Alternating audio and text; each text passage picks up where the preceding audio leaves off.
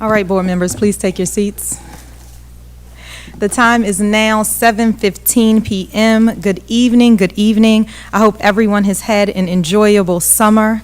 Welcome back. Today is August 29th, 2024, and welcome to the Prince George's County Board of Education meeting. Most importantly, welcome back to the 2024-25 academic school year.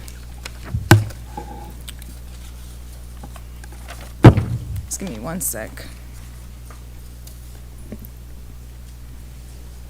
For those I have not yet met, I am Lolita E. Walker. I'm the chair of the Prince George's County Board of Education. The chair reminds everyone to ensure that their wireless communication devices are turned off. To hear the meeting interpreted live in Spanish, a call-in line has been established for the community. The number to call is 508-924-5155. Ms. Lopez, please make the announcement in Spanish. Si desea escuchar la reunión en español, se ha establecido una línea telefónica para que la comunidad pueda llamar y tenga acceso a interpretación en español de la reunión en vivo. El número a llamar es 508-924-5155. Repito, 508-924-5155. Thank you. For those who are not able to observe now, the meeting is being recorded and can be accessed on the PGCPS YouTube channel for later viewing. Lastly, for recording purposes, the chair reminds all board members to turn on their microphones when they are speaking. Board prayer and Pledge of Allegiance. Dr. Zipporah Miller, please lead us in the board prayer and the Pledge of Allegiance. Thank you, Madam Chair. We'll start with the board prayer.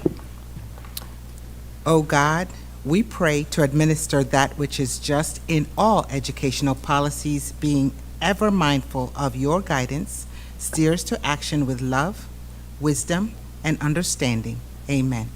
Amen. Let us stand for the Pledge of Allegiance. I pledge allegiance to the flag of the United States of America and to the republic for which it stands, one nation, under God, indivisible, with liberty and justice for all. Thank you, Dr. Miller. To kick off our school year, the chair recognizes Vice Chair Harris to read the board's commitment statement. Thank you, Chair, and good evening, everyone. We, the Prince George's County Board of Education, a united group of informed members, are committed to showing up with loyalty to our stakeholders, affirming our resolve for collegiality with the focus and readiness to address the rigor of the work before us. We will ask succinct and intentional questions that build trust in our governance, decision-making, and oversight, leading to the advancement, prioritization, and equity of our school system. Thank you, Dr. Harris. Our board looks forward to living our commitment as we do the work that impacts our scholars, our parents, teachers, staff, and our community. Ms. Johnson, please call the roll. Mrs. Adams Stafford. Ms. Boozer Strother. Present. Mr. Briggs. Present. Mrs. Frazier. Dr. Harris. Present. Mr. Jackson. Here. Mr. Jongo. Present. Dr. Z. Miller. Present. Ms. Walker. Present. There are 7 present, 2 absent. A quorum is present. The question is, shall the board approve the August 29th, 2024 Prince George's County Board of Education meeting agenda as amended? And additionally, before we vote on this, item 3.3, report of the Disabilities Issue Advisory Board, will also be removed. Is there any discussion? Ms. Johnson, please call the roll. Ms. Boozer Strother. Aye. Mr. Briggs. Aye. Dr. Harris. Aye. Mr. Jackson. Aye. Mr. Jongo. Aye. Dr. Z. Miller. Aye. Ms. Walker. Aye. There are 7 in the affirmative and 0 negative. The August 29, 2024 Prince George's County Board of Education meeting agenda is adopted. The question is, shall the board approve the June 27th, 2024 board meeting minutes, the July 1st, 2024 special board meeting minutes, and the July 11th, 2024 special board second session meeting minutes? Is there any discussion? Ms. Johnson, please call the roll. Ms. Boozer Strother? Aye. Mr. Briggs? Aye. Dr. Harris? Aye. Mr. Jackson? Aye. Mr. Jongo? Aye. Dr. Z. Miller? Aye. Ms. Walker? Aye. There are 7 votes in the affirmative, 0 negative. The June 27, 2024, July 1st, 2024, and July 11th, 2024 board meeting minutes are approved. The chair recognizes Superintendent House to share the PGCPS spotlight. Thank you, Madam Chair. And with that said, we are extremely excited to share our spotlight this month, and we'll go ahead and kick it off without any further ado.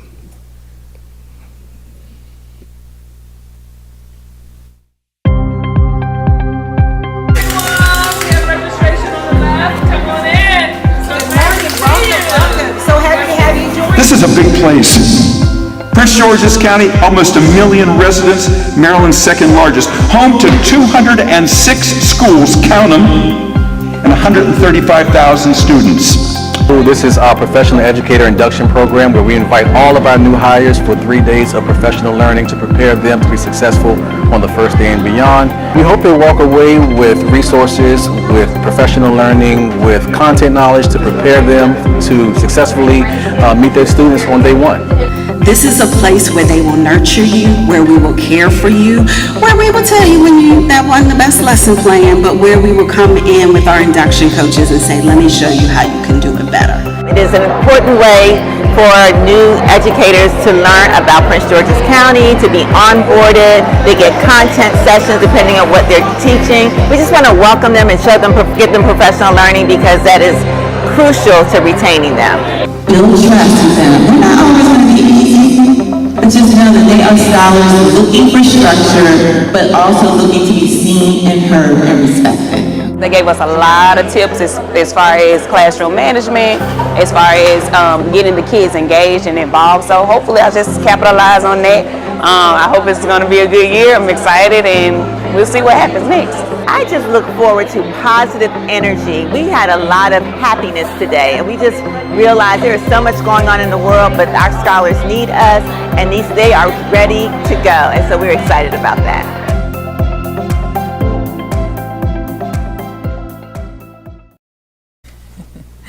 Thank you to PGCPS Communications team for that great presentation. I remember being there, and it was just a lot of energy and excitement. Again, welcome back to the 2024-2025 school year. It's a new year, which means that it's a new and fresh start. As a new, fully elected board, I am excited at the work we will do for and in our individual districts and within Prince George's County as a whole. We look forward to working side by side our administrators, our legislators, and each of you as community members for the success of our scholars. To our scholars, you are not defined by your past. This begins a fresh start for all of you as well. Here's to setting and reaching new goals. Challenges will arise, but please remember you are not alone in overcoming them. We have an amazing community here in Prince George's County. There is always someone here to assist you, so never think you are alone on this journey. We need you. Please use the numerous resources that Prince George's County Public Schools have available to you. When we each do our small part, the greater whole becomes even stronger. Now, while I can go on and on about the foreshadowing of the amazing success of our scholars, we have a long agenda ahead of us tonight, so the board will move swiftly yet thoroughly to accomplish our work. I would, however, be remiss if I did not acknowledge and congratulate Board Member Boozer Strother on winning and accepting the Sierra Club 2024 Environmental Service Award for outstanding service on the Prince George's County Climate Action Plan. Thank you for being one of our passionate advocates who protect our climate at all times. Congratulations. The chair recognizes Superintendent House for his report to include a transportation update. Thank you. Thank you, Madam Chair. We, of course, were overjoyed this past Monday to see our over 130,000 scholars back in our buildings and ready for learning. In the last few days, I've had the opportunity to visit 6 schools, including Tulip Grove, Friendly High School, the brand-new El Ocho, and if you haven't had a chance to get there, it's important as a board member that you get there to see what the possibilities are and where our students should be in terms of the conditions of learning. Also had a chance to get to Flowers, Kettering, and Barnaby Manor Elementary School. Now, for the first half of those visits, I was joined by Dr. Joshua Michael, who is the president of the state school board. He was able to really see firsthand the excellence that was happening throughout our classrooms, throughout the district as a whole, including dedicated teachers and staff, as well as areas throughout the district that where we need support.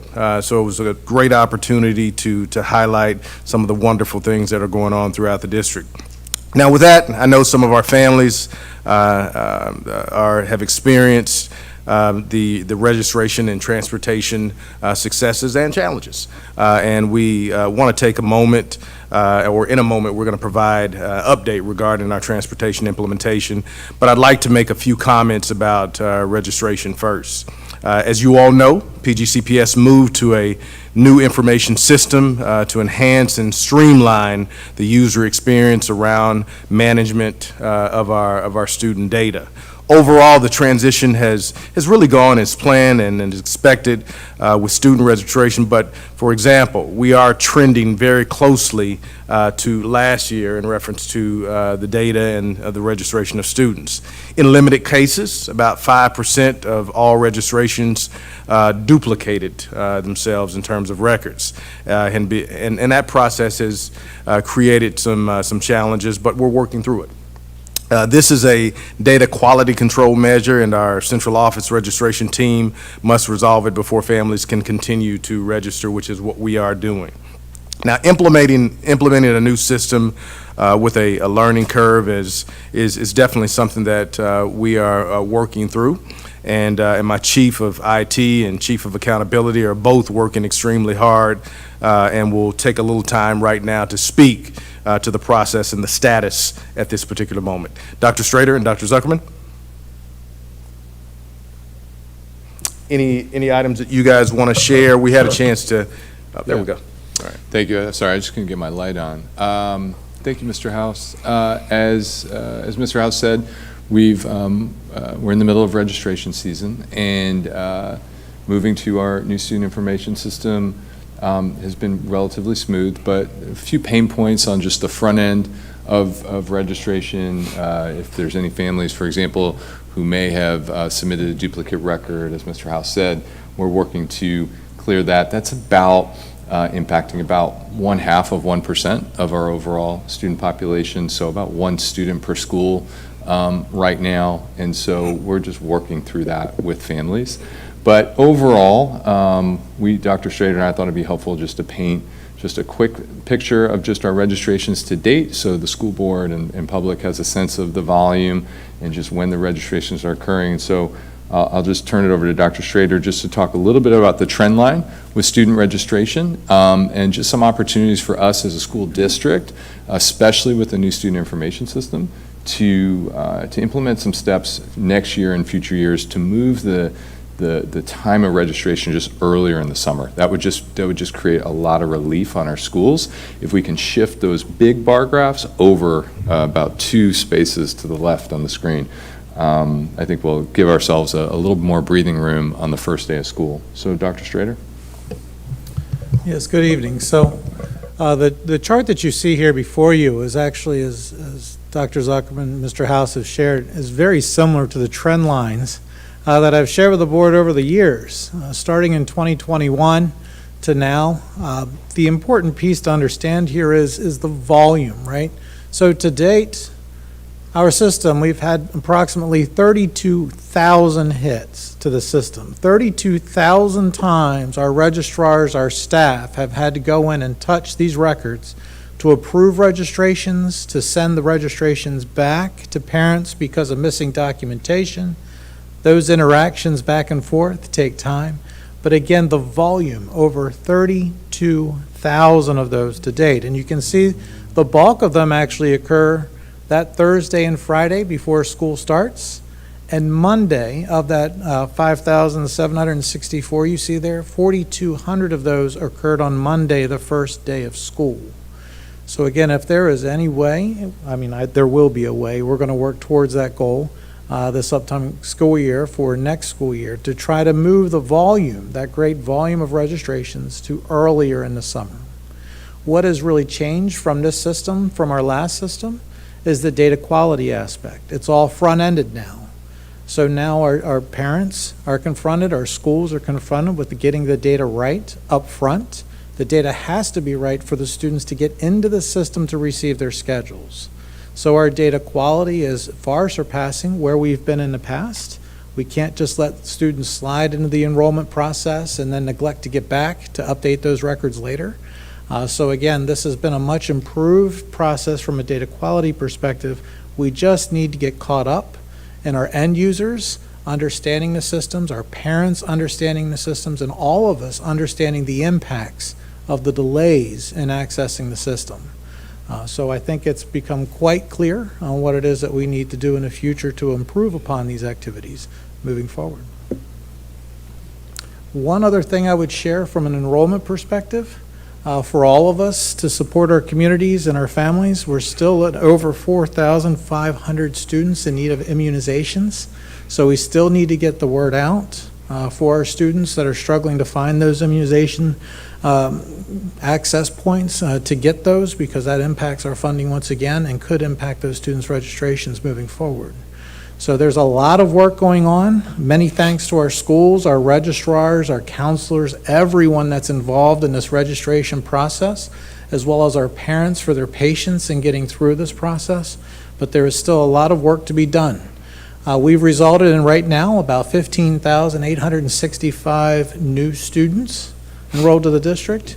Our average is around 26,000 new students each year. So we're still expecting about 10,000 more students to enroll over the next 3 weeks, many of which are kindergarten and pre-kindergarten students, of which we'll also be monitoring our no-shows, the students that are expected to return that do not. So I'd like to give you final numbers tonight, but unfortunately I can't because we're still tabulating the no-shows. This is the first week of school, but we will be able to provide those to you moving forward. That's all I have. Thank you, gentlemen. I'd like to share a little bit more information in reference to a new partnership as well as a part of my superintendent's report. PGCPS is really excited to launch a partnership with the Chesapeake Bay Outward Bound program, which is a pilot program for middle schools. And the 4 middle schools that are involved are Drew Freeman, James Madison, James Golson, and William Wirt. These particular schools will be focused on social and emotional skills in terms of a curriculum that's involved, experiential learning, group activities, a climbing challenge, and really all of this culminating in a reflective discussion that we know is important for our students in this day and time. This dynamic program is more than, quite frankly, a field trip for students. Outward Bound is an international education movement dedicated to preparing people to really take on challenges and achieve more than ever than kids thought, quite frankly, possible. Now, Outward Bound has schools in over 30 countries on 6 different continents. Chesapeake Bay, quite frankly, has been in operation for 38 years and has served over 100,000 students across D.C., Maryland, and Virginia. Chesapeake Bay Outward Bound school sites is really on about 1,200 beautiful acres of land to deliver a transformative social and emotional learning experience that will really empower students with tools needed for effective communication, as I indicated earlier, collaboration, and really problem solving, which we know are skills that eventually will serve them best as they go into the employment field at some point. This work is in direct alignment with the T26 outcome of increasing awareness of mental health, wellness linkage to learning. So I'd really like to just take a quick moment and take a look at our Area 2 principals engaging in a day of learning at the location that I just talked a little bit about. We think it's important that our administrators have that being there experience, and we have a few clips of what that being there experience looks like. And then can I climb? Can I climb? Climb on. All right, let's do it. You got it, Tahita, one step at a time. I talk all the time about how our kids are more than a test score. And I know what you do for them on a daily is preparing them for life. And so here's an opportunity to give them access, experience, and exposure that they wouldn't traditionally get inside of the classroom. Today is so awesome, and it's so important for the principals to get out here and experience first what our students will experience in this partnership with Outward Bound. So for this game, what we're going to do is I'm going to toss the ball to one person. That person's going to toss the ball to somebody else, and we're going to make sure that nobody gets the ball more than once. Outward Bound is an experiential education school. It is international, and what we do is we put participants through experiences, and after we do those experiences, these can be games or activities that we call initiatives or high ropes climbing. We kind of debrief what happened during that activity and think about what we can learn from it, what we can take elsewhere. It's kind of a lot of like unveiling little things that you learn without realizing that you're learning them, right? That we can hopefully apply to whether it's going back to school, going back to work, or just life in general. I think retreats like this are very important and essential in building a sense of belonging. Today we talked about the importance of community. That's something that Dr. Coleman has definitely made her mantra since she's been employed with Prince George's County. She always talks about iron sharpening iron, and the only way that we can get to that point where we're supportive of each other is we build trust. One of the things that I learned today is that when we're doing activities, especially relate back to our building, sometimes we have to act, assess, and adjust as we go. And that applies to the schools as well. This really aligns with our district values around creating a sense of belonging. They really get an opportunity to experience first what our middle school students will experience once we have the partnership. Moving on to students' rights and responsibilities in terms of the handbook, as you all know, there was work done over the course of last year and this summer to really make some updates around the student rights and responsibilities handbook. The 2024-25 handbook can be found on the PGCPS website. When visiting the online version, families are able to select their application, their applicable language at the top right corner, and it'll translate for them. What our students and families will see this year in particular is the inclusion of disruption and disrespect. So we want to make sure that parents understand and know that that modification has been, and really have that conversation with their students as well. Now, as you all know, we're committed to fostering a culture that really enables academic achievement for all students to grow, and we feel like this is a step in the right direction. Moving on to staffing, as we wrap up the week, we are confirming our fill rates for critical roles across the school district as well. At a high level, I'd like to share the following snapshot data with you all and the community as well. Of course, in terms of principals, we are 100% filled in terms of positions. Assistant principals, 94% filled.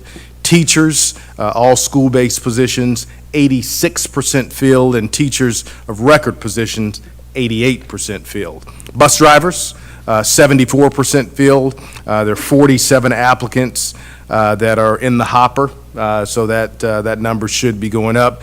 Nurses, 96% filled. Custodians, 88% filled. Safety and security assistants, 92% filled. Food service assistants, 93% filled. At this time, I'd like to transition to transportation and like to turn things over and invite our Chief Operating Officer, Dr. Sharaska Coleman, to share a transportation update. Dr. Coleman. Thank you so much, Superintendent House, for this opportunity to provide a brief update regarding the first year implementation of our Transportation Action Plan. Good evening, Board Chair Walker, Vice Chair Harris, board members, and members of the public. The Transportation and Central Garage Department has worked hard since last school year and throughout the summer to implement the 5 prioritized recommendations identified through the formative audit, with the goal of creating a more efficient and timely transportation system. Over the first week of school bus service, there are improvements in both operations and customer service, but challenges do remain. The Stop Finder app, when properly set up, is working for families to view the location of the bus in real time. Staff has been redistributed to each bus lot to ensure bus substitutions are made when buses are more than 15 minutes late. We're continuing to encourage all families who use buses to do 3 things. 1, sign up for Parent View, the parent portal for the student information system called Synergy. 2, set up and activate their Stop Finder account once they receive the email alert to do so. And 3rd, set up geo alerts in the app to be able to track the bus when it travels and also receive push notifications to their phones when students are dropped off or picked up. Over the first few days, transportation has received positive feedback from school leaders and families on the timeliness of drop-off and pickup of students. However, challenges do remain, and our team is committed to addressing them. I heard a yes. Our team has been working proactively in responding to routing and student assignment concerns while continuing to route newly enrolled students. And we saw from the presentation previously the number of students that are enrolling in the last few days and weeks. Additional temporary staff is in place in an effort to respond to parent phone calls and concerns. Transportation supervisors have been made stationary to respond to transportation resolution system entries and help review and refine existing trips to see where they can be improved. We're also working to continue closing communication gaps and manage the ongoing driver shortage. As a result of the staff shortage, open trips are being doubled primarily on the first and second tiers to cover for unfilled driver positions. Additional compensation for drivers and attendants is also being provided when they cover these open bus trips. Unfortunately, this covering likely causes bus delays, but students do get to school. Our charge is to communicate the status of the bus to our families and students in a timely manner, even when trips have to be covered and buses are late. We ask our families for their patience as we work through these additional concerns.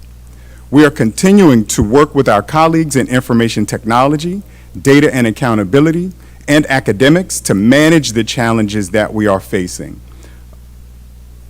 At this time, I'm going to turn it back over to Chief Zuckerman for information technology to provide some additional updates there. And I'd just like to add, as we reflect, and I think it's important for us to reflect, even though there are challenges, one of the things that we have themed, Dr. Coleman has themed this year, which I think is smart, is that this is about progress and not necessarily perfection. This is a 3-year rollout.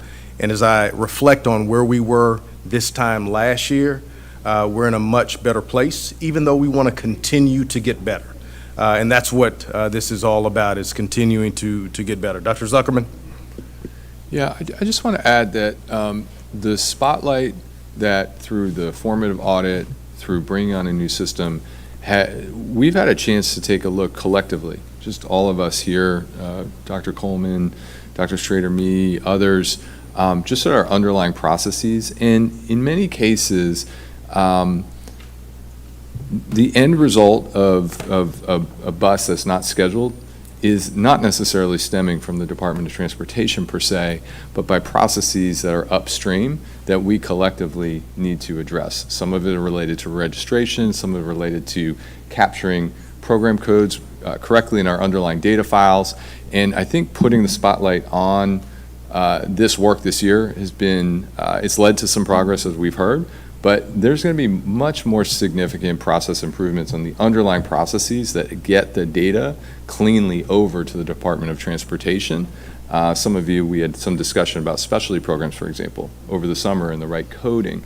The data carries over from the previous year the right way, but there's processes after the carryover, the rollover process, that haven't always occurred, that they're fragmented, We expect a lot of our schools to do. And so I think there's going to be significant opportunities to improve in some of that data quality flow as we move forward with the new system. I just want to lift that up. It's a year 2 part of the implementation, but I think it's helpful to acknowledge that. And then lastly, and Dr. Coleman said this, there is just going to be a processing time. So if we have registration on one day, it's going to take a few days before we can issue the bus, and we see the trend lines of that. And that doesn't explain everything. It's just part of the overall process. I just want to lift up from an information and data perspective.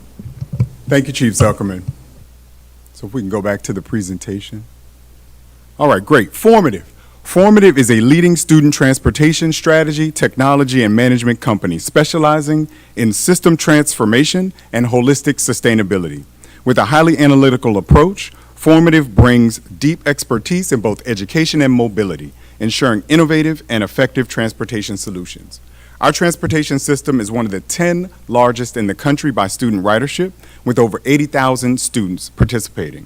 And it is very complex, given the number of special program offerings that are available. In addition, we are still grappling with an ongoing, persistent national bus driver shortage. Despite these challenges, our team is making progress towards building a better transportation system. However, it is not perfect, as Superintendent House cited. There's still a lot of work to be done to fully address this challenge. We're currently focused on addressing these issues. It is important to note that we are making progress, though not at perfection. Every child matters to us, and while we are seeing these signs of progress, our work is not done until every family has satisfactory bus service. As shared last year, the independent third-party consulting firm Formative, who completed the initial audit last fall, will be continuing to partner with Prince George's County Public Schools through our first year of implementation of this action plan. They will provide quarterly data updates aligned to key performance indicators that will speak specifically to our progress and remaining challenges. They will also continue to offer technical support as we continue this improvement work. Formative has completed an initial assessment of our transportation system based on the work the department started in the spring of last year and continued through this summer to provide us with a baseline of data of where we are in our implementation of our action plan. That report has been provided. The subsequent quarterly reports will be utilized to measure our continued progress with our improvement efforts. So as we begin this school year, this snapshot is as of August 5th, 2024. It shows that our transportation team at that time had prepared to serve 80,996 students, which accounts for approximately 65% of our district enrollment. Our goal is to make transportation as accessible as possible while maintaining trip efficiency. Currently, the average bus stop is located 0.27 from students' homes. 71% of our students have a bus stop within a quarter mile of where they live. Again, as of August 5th, 61.5% of the seats are occupied on an average trip. Each vehicle in our fleet is completing an average of 5.5 one-way trips per day. And across the district, we've organized 10,797 unique bus stops into 5,478 one-way trips, which are then bundled into 1,085 routes, ensuring that we cover all necessary areas. As we stated earlier, staffing challenges do remain. We have 904 drivers on hand and 201 vacant driver positions. Of the 904 drivers on staff, 861 of those drivers are available to drive each day, and 43 are currently on approved leave or otherwise unavailable. I will now turn the presentation over to our Transportation and Central Garage Director, Mr. Kiba Baldwin, to highlight a few key points from the baseline report. Thank you, Dr. Coleman. As we look at this comparison between where we were last year in October 23 to August 2024, we have several noteworthy developments. First is the percentage of students being transported as seeing a slight decrease from 68.3 to 64.9, a drop of 3.4%. This shift reflects changes in our service patterns and the number of students utilizing our transportation services. In addition, we are still enrolling students, so this number will continue to increase. Our seat utilization has jumped from 52.9% to 61.5%, as Dr. Coleman mentioned earlier. This is an 8.6 percentage increase. It shows that our efforts to optimize routes and maximize vehicle usage are paying off. We've also worked to consolidate stops and streamline our routes. The total number of unique bus stops has decreased from 13,882 to 10,797. This is a reduction of 3,085 stops. As a result, the home to bus stop walk increased slightly from 0.24 miles on average to 0.27 miles on average. While this change is minimal, it's important as it reflects the ongoing efforts to balance accessibility and efficiency. Similarly, the number of routes that have been reduced slightly from 1,095 to 1,085. While this change is minimal, there's been significant improvement in the balancing of the bus routes per bus lot. The bell time adjustments have significantly improved the balance of our bus trips required per trip in the morning by a reduction of 345 trips in the morning and 199 in the afternoon.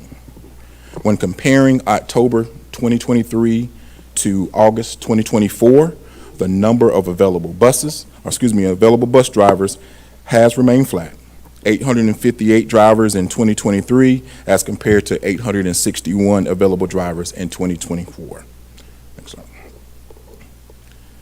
Over the past year, we've made significant strides in improving the efficiency of our transportation system, particularly in the area of our bell time alignment and balance. The key accomplishment has been reducing the number of morning trip imbalances by 345 trips. In October of 23 last year, we were servicing 1,316 trips on the first tier, which now has been reduced to 999. This adjustment has allowed us to better distribute trips across all three tiers, ensuring a more even and balanced system. For example, in October 2023, Tier 2 had 845 trips on it, Tier 3 had 490. For August of 2024, Tier 2 has 875 trips, while Tier 3 has 861 trips. This change has resulted in a more evenly spaced and aligned service across the three tiers, reducing congestion and improving overall efficiency. The one area where some imbalance still remains is with our non-PGCPS schools that receive district service. But overall, our morning trips are much more balanced and streamlined. Next slide. Again, with our PM alignment, it has led to a notable reduction in the PM imbalance. We've decreased that imbalance by 199 trips, bringing us closer to a more evenly distributed transportation schedule. And please understand that with this balance, we have three tiers in the morning. In the afternoon, we're still at 6 tiers. While the afternoon trips are more consolidated, there remains some spread due in the variation of the length of the instructional school day. Despite this, we have successfully achieved sufficient clustering into 6 service peaks, allowing for a better balance across trips across the tiers. Improved balance has facilitated enhanced trip pairing, making transportation system a more efficient overall. So over the past year, we've looked at strides in our seat utilization, our stop consolidation, which has resulted in a more efficient and effective transportation system. Under our stop consolidation, we're continuing to streamline our routes by reducing the number of bus stops across the system. Again, since October 2023, we have removed over 3,000 stops, decreasing the number of unique AM stops from 12,395 to 10,286. The PM stops from 12,434 to 10,107. This reduction of 3,085 stops presents a focused effort to eliminate unnecessary stops, making our routes more direct and more efficient. Under our seat utilization, our efforts to optimize our bus routes have led to a substantial increase in seat utilization. The median practical seat utilization has risen from the 52.9% in October 23 to the 61.5% in August 2024, an 8.6% improvement. Approximately 62% of the seats are occupied on a typical trip, meaning that we are transporting more students per bus and making better use of the fleet. As of August 2024, approximately 7,000 families have opted out of transportation. When the families opt out, it enables us to refine our bus routes, focusing on students who actually require transportation. This reduction in unnecessary stops and the exclusion of students who do not need a seat on the bus allows us to concentrate our resources on those who do. And as a result, the buses that are in operation are now carrying a higher percentage of students who need the service, rather than running empty or underutilized seats. The trip duration and mileage, the average trip duration has remained consistent, with a slight increase from 62 minutes from last year to 63 minutes this year. This stability is crucial, as it ensures that the time students spend on the bus has not been adversely affected by our consolidation efforts. Moreover, the average mileage per trip has increased from 17.2 miles to 18.6 miles, indicating that our routes have been optimized to cover more distance without extending trip times. This means each vehicle is now able to serve more students within the same time constraints. Next slide. So, our staffing side. Good evening, board members, and thank you, Director Baldwin, Dr. Coleman, and Superintendent House for this work that has started and will continue. As referenced by Director Baldwin, the driver headcount has remained flat, and to provide context, it is not due to our efforts in recruitment and staffing, but as we have brought individuals in at the same time, we have also had attrition. So over the course from August 2023 to August of 2024, there were actually 55 individuals that made it through the hiring process to become a bus driver, because if you, as we all know, they do have to have a CDL. They also have to pass physical exams. They also have to go through some other requirements. So while we may see a large interest, the time it takes to go through the process to earn your CDL, we do see a decline in the people who will stay within the actual program to make it to completion to be a bus driver. So last year, between that time frame, we had about 55 drivers that actually stayed through the program, of which at the same time 118 individuals separated from the system.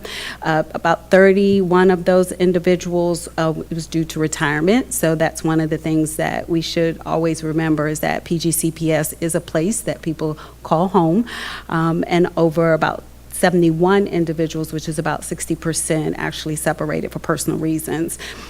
We continue to remain committed to ensuring the staffing is necessary. We're continuing to look at very creative and innovative ways.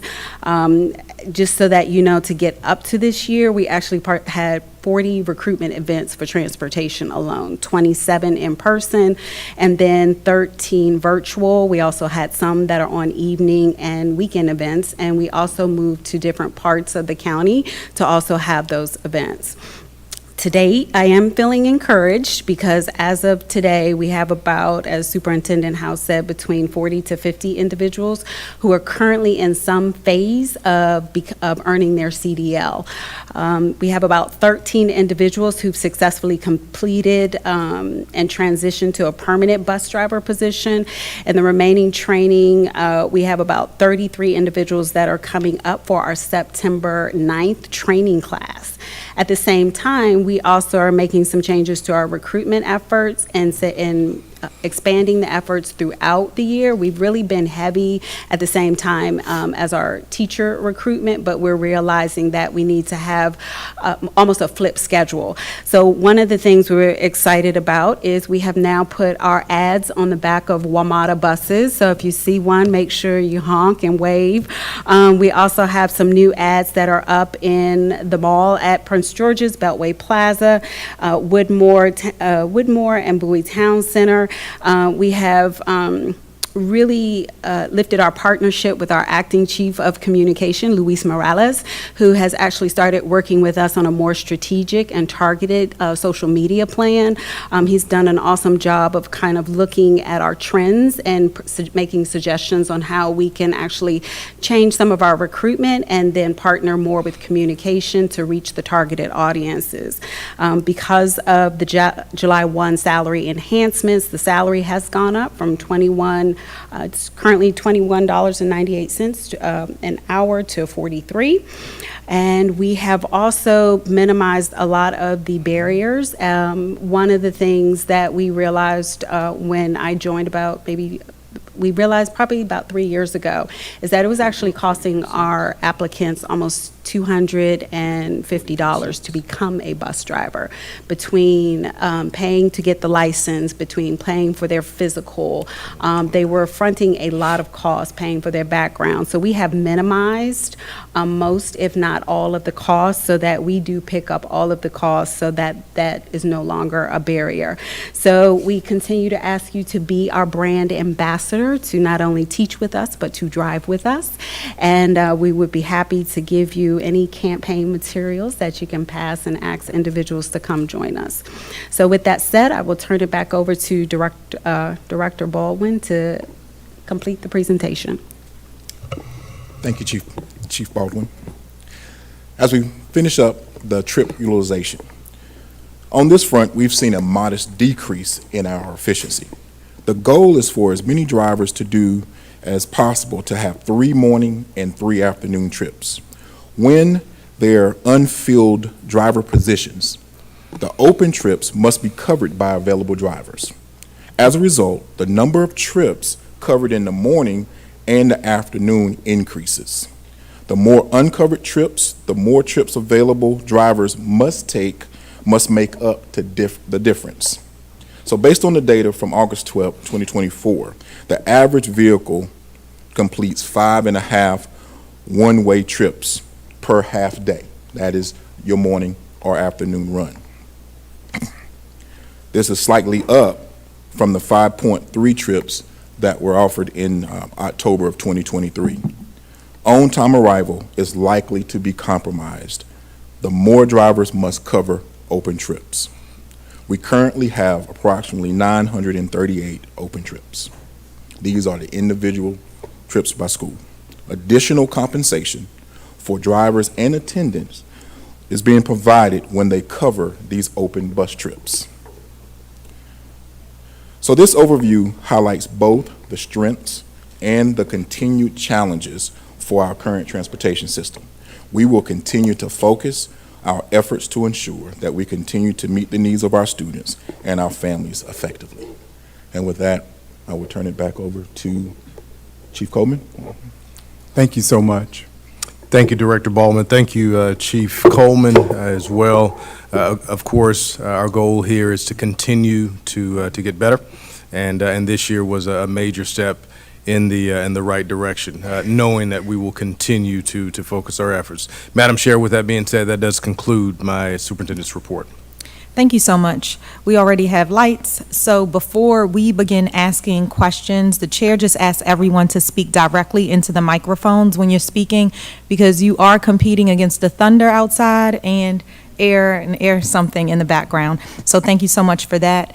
Likewise, knowing this is a very personal experience of some wins and some frustrations for parents like many of us up here, please be mindful, this is to the public and the audience, the live audience, of just the volume of comments, because it's so tough for us to be able to hear up here.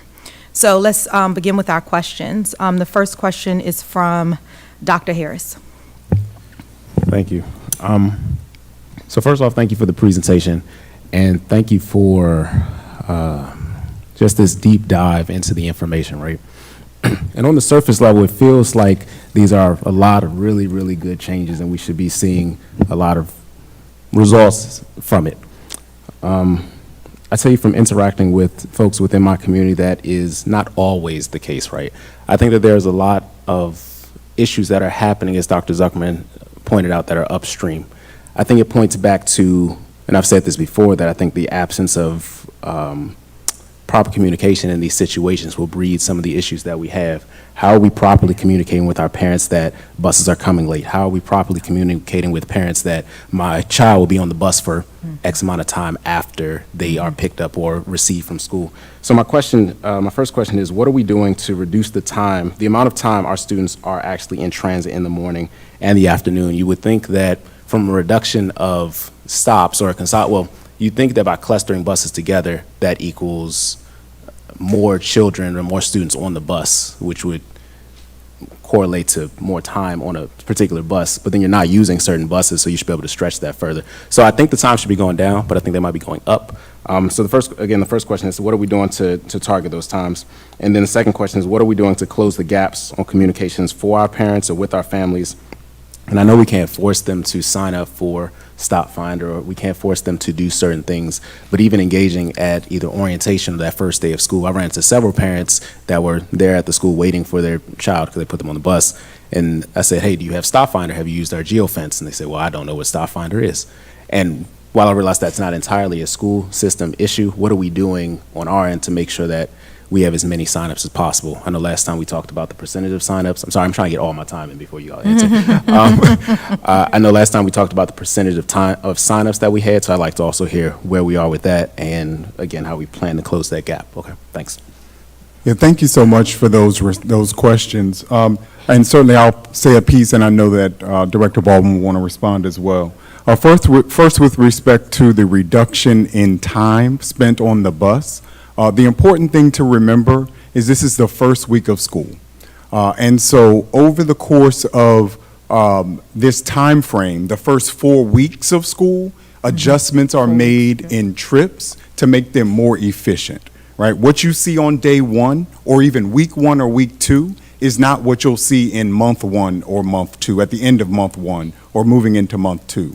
So we have to run through the actual process of looking at the stops that have been assigned, running those trips, and then determining as a team what stops actually are no longer needed, what students are actually no-shows and not enrolled, and so we no longer will need that particular location. And when those adjustments are made, also with feedback from drivers, the trips will become more efficient.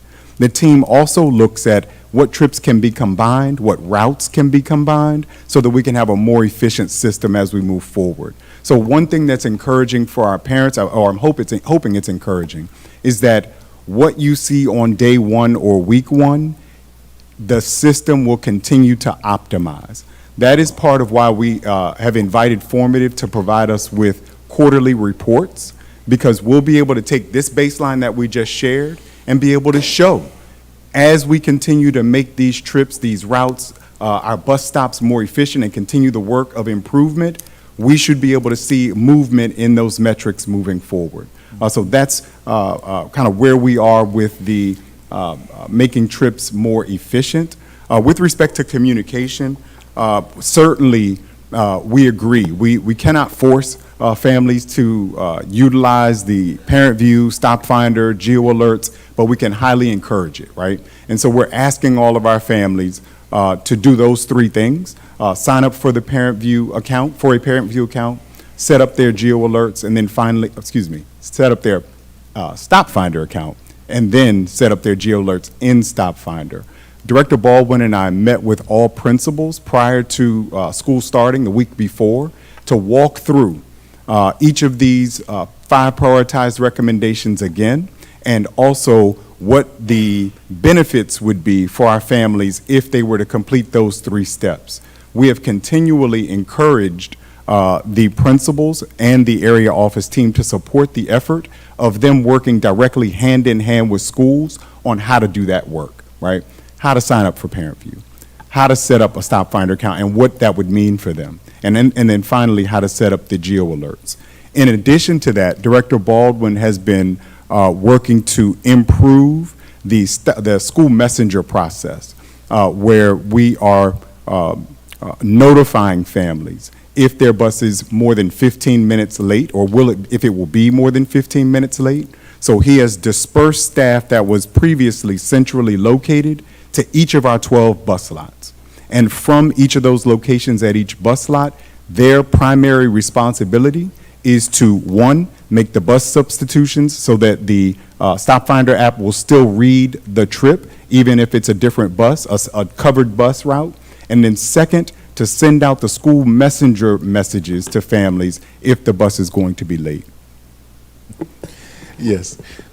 You said it all, Dr. Coleman. Okay. But just to piggyback, this is a change of pace for our team of being able to have that communications person at the bus lot to be elbow to elbow as the foreman makes that change. I have someone there to indicate and document that change in our system and to be able to push messages out in a timely manner. So. Thank you so much. We'll go to the next person. Mr. Briggs? Oh, that was fast. Thank you so much, Chair Walker. So I just had a question because I do want to say that I've had a few families. There's been a lot of excitement about the rollout and great things happening. And then there's also been some areas of improvement. So I did just want to say that some of the routes aren't updating accurately and they're not tracking the buses. So it would be really helpful if an expert here could just speak. If you're a parent, it's the morning, you're told that you go to Block A, you see that Block A, the bus isn't coming for whatever reason, or it's not showing up on the app.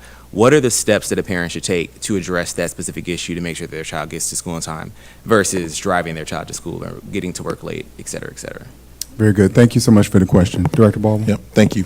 So if a parent is not able to see the information within the Stop Finder app, they're welcome to call our hotline.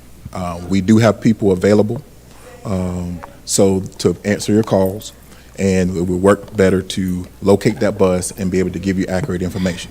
It is our desire, because this is the first week of school, we are still working the kinks out with our drivers communicating with us, with our bus lots communicating with us, just to ensure that we have an accuracy commitment on their time. And so this is a process that we hope and we plan only to get better in notifying our parents. And if I could add, one of the challenges that we face, and, we acknowledge it, right, is that when parents try to call, it's difficult to get through in many cases, because we average, not only last year, but this year, 6,000 calls a day or more. We have the ability, even with augmented staff, we bring on temporary phone bank staff to help provide support for the influx of phone calls we know we're going to get. But even with that increase in staffing, even with each call taking an average of about 5 minutes, it takes, we can process through 1,000 calls in the morning and 1,000 I'm going to in the interject afternoon. really quickly just in that, and then Sure. feel free to finish that. But I just want to say, do parents know where to go if they are confused about their stop? So if they're told to go to stop A, or they thought they were supposed to go to stop A because that was makes the most logical sense and it should be in the route, but it's not, and they're going like somewhere else that's further away that's out of the way for them, what should they do also in that scenario? They can, 1, contact their school, because each school has access to Viewfinder where they can see the bus information for every child. 2, if they are signed up in Parent View, that information is located there. And then 3rd, if they're in the Stop Finder app, they can find that information there. If all of that fails and they can't get through on the phone, then we recommend they submit a transportation resolution ticket by just going to the PGCPS website, going to transportation, and they can submit a ticket there for a review, and they'll get a response within 48 hours. I would like to just mention, if I can, we mailed postcards out. That went out around August 12th through the 19th period. It was a snapshot around the same time we presented data, so that August 5th data. So what we've been telling our parents, if you received a postcard and then you checked your Parent View account and you saw two different stops from your postcard and what you saw in Parent View, you follow what's in Parent View. Because of the continuing enrollment, we've had to adjust routes, adjust stops. So it may have changed from the time we captured a snapshot to send the postcards out versus to now where we've started school. So if you have that postcard and you're confused with what's in Parent View, you go with what's in Parent View in terms of your accurate bus stop. Thank you. Dr. Miller? Thank you so much. Many of my questions have been asked, so that's great. But I do want to start by just thanking the team for the work that you put in order to alleviate the transportation. But I also want to echo the sentiments where when we are on the ground, our constituents are still seeing the challenges. So thank you for acknowledging that there's still challenges. One of the challenges last year was before school started, a lot of constituents were having a hard time in terms of trying to get to transportation and figure out where their stop was. I know that there was a card that was supposed to be sent and some didn't get it. So I just want to thank you for putting a live line for them to be able to contact someone on Saturday and Sunday. And I did stop by the transportation office that Sunday and saw a lot of your teams working towards resolutions to parents. So first question was about communicating with parents, how, some who are not technologically adept, how can we ensure that they know they can reach out to the Office of Transportation via other routes other than just the Stop Finder app? So that's question number one. I'm going to try to get to all of them because I know I have my time. The second one was to do with retention, and I don't know whether Dr. Baldwin, HR, talked about completing their CDL. Did I understand you to say that they would start the course but did not complete the course? That is correct, or some are actually still in the training program because they are not able to pass the test, so they continue to study for it. The reason I ask that is because when we look at the number the number of drivers and it's flat from this year to next year, I'm wondering whether there are any things we can put in place as a board to ensure that do we need to pay for supports for them to be able to take that CDL again so that we can get those bus drivers on hand? Because the question again comes around particularly specialty programs. I was getting a lot of emails and calls regarding they were picked up and it seemed like it went before it got to the school, it was picking up another trip before it went out to the school, which, as you can tell, was heightened the concern to the parent. Parent is frustrated, I don't know where my child is. So how do we communicate to them that this is going to happen so they don't have that anxiety? And Dr. Miller, just to circle back to your first question in reference to what the board can do to support what this looks like. We're in the process of talking about those recommendations, whether it be a stipend, a signing bonus, whatever it may be. We do feel like that it will help us tremendously on the front end. We'll be starting some conversations with labor partners in the future to really talk about potentially even looking at, our school day at the elementary level. Dr. Coleman mentioned that we have more trips on the second half of the day.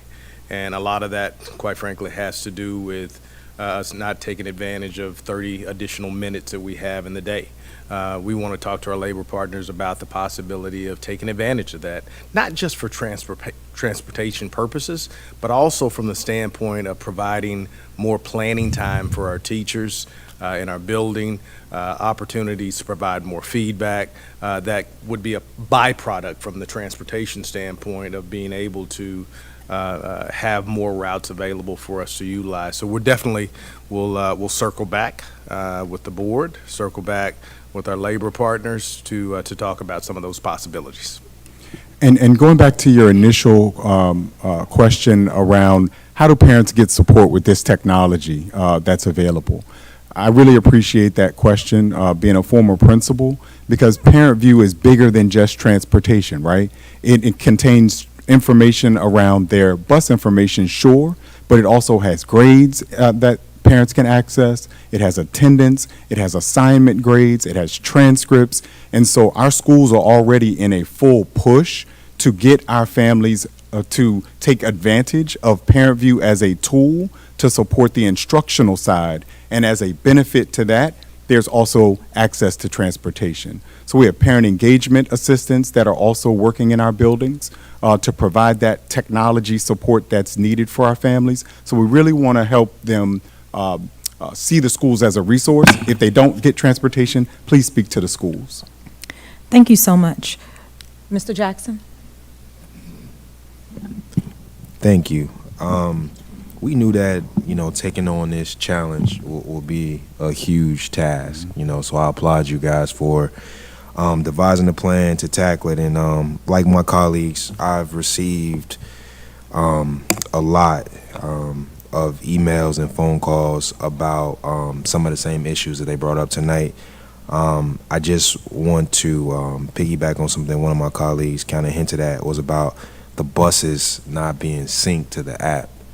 I don't know if that was a rarity, because I got a lot of calls about that, like they not being able to, find the buses on the app. So I don't know if we can, take another look at that to see, can we get that squared away? Because I know that's frightening as a parent, not to be able to, track the bus. And also, as far as the call wait time. So some parents told me they've waited over an hour to get through, some an hour and a half. And I know you said that last year, we had over, I guess, 6,000 calls a day, augmented staff, and all of those things. I guess my question is like, what are the best practices? Because I mean, there are a lot of institutions that handle, large volumes of calls, and if they're able to handle it efficiently, and I want to know, have we looked at, even if it's the private sector, like how do they go about handling it? Do they outsource the calls for that period of time? Like, are there, institutions that, focus on that we can leverage during this time, especially during this ramp up period? I just want to know, have we given any idea to contacting or leveraging those type of assets? Thank you. Yeah, thank you so much for those questions. So I'll answer it backwards. This is part of the reason why it's more than a 1-year implementation plan, right? So we have to explore options as to how we can better mitigate the crush of calls that we know that we're going to receive each year. Those are some of the ideas that we're looking forward to looking at to see how we can better manage that volume of calls. In addition to the phone, we have always encouraged families to submit a transportation resolution ticket, because that is another way for them to not have to sit on the phone for an hour, but still have their issue investigated and responded to. With respect to the syncing to the app, certainly, that's the work that Director Baldwin's been focused on with his team this week. The important thing to remember is that we have been planning for implementation from February up until today. We are just starting implementation. Some of these are new practices, new expectations for bus drivers, for lot staff, for the supervisory staff, and it just takes time for improvement to take root and become routine. And so we are hopeful that we have the ability and the patience to be able to implement this plan, even as we're in the first week of implementation of a multi-year project. Thank you. Mr. Jongo? Hi, everyone. As you know, I speak for the students at Prince George's County, and on the first day of school, I did, make, numerous ways to, make ways for students to contact me, especially about transportation.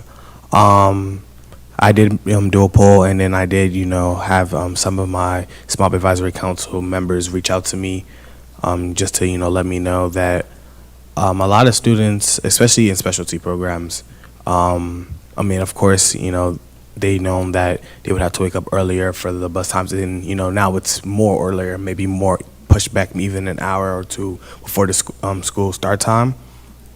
And I just want to make sure that, if our students are using Stop, I really want to make sure that our students are more using StopFinder also than our parents, because sometimes, a lot of our parents, they're working or they're not able to check the app as much. And, I've, seen a couple emails from parents saying, talking about how the app wasn't working, especially for the PM routes more than AM. So I just want to make sure that I just really want to know if there was a possible way for students to be able to use that StopFinder app, because of the fact that there was this one instance where one director on my team was, waiting for the bus, and the bus drove right past him, as he was right at the stop that was given to him, and the bus had stopped on the other side, the other, I guess, left side of the street, and just drove past him, and frustrated him a little bit, 2-3 days. And, he also told me he called transportation, got a 45-minute wait. He had to get driven to school for the past 2 days. Finally got on the bus today, was able to talk to the bus driver. But I really just want to make sure that our students are really getting that access to that app too, because of the fact that, we're a little bit more tech savvy than our parents. So we're able to see, okay, the bus is maybe 10 minutes away, instead of relying on our parents or, just standing outside for an hour, 30 minutes, especially when a winter comes up because of the fact that it'll be cold. I just really want to know if that would be a possibility. Yeah, thank you so much for that question. I'll turn it over to Director Baldwin, but before you do, I was literally thinking as you were talking that this is another opportunity for us with your leadership to encourage our students, to help our parents who aren't necessarily digital natives, to help them navigate how they're set up, because they cannot get access, but they need their parents to do it. Director Baldwin? Right, and just to piggyback, once the parent receives the invitation and downloads the app, the student account information populates in the app. From that standpoint, there is a portion where they can share the subscription with anyone they desire. You just need a phone number and an email address. And so as a teenager, get that from your parents. Have them to share it with you. You will have the access just like your parents. Thank you so much. Board Member Boozer Schroeder. Yeah, thank you so much, and thank you for the team, to the team for everything. Ditto to all the experiences happening also in the schools around District 3. I was one of those parents the other morning where my family said, call your board member, stop complaining to us. So it's been rough, that syncing between the app and the reality. You don't know if you should drive or not, and if you drive to Northwestern High School, you sit in traffic for half an hour and move 2 blocks because the traffic management departs, have that magic time at 8:20, 8:25, they just leave, and you cannot turn into that school. We have a serious infrastructure problem at Northwestern and Parkdale. These may be, I'm moving into what may be unique for these overcrowded high schools in urban areas on busy roads. So right now, this is the secondary impact, is the rule is that if you're arriving at school after the bell, your parent can walk, a guardian can come in with you and sign you in, and you will not get the illegal tardy. But that means you are required to be 20 or 30 minutes later, whereas the driving parent, we have our strategic spots where we could drop our student, they could walk a few minutes or so. There's very few places you could pull over at some of these schools. If you know Parkdale, you know Northwestern. You cannot go into University Park because you'll probably be ticketed. I mean, there's unwelcome signs everywhere for our drivers. So I think there's an equity issue here, a problem here that we are not prioritizing celebrating our students actually making it to that building right now. So instead of punishing our students who are taking WMATA because there was no bus, or maybe they missed the bus, but they still found that WMATA bus and got to school, can we flip it or just waive it for a while and just talk to the Area 3 office that, and maybe Area 2 experiences this with some big middle schools, that tardies are happening, but the students are clearly trying to get there.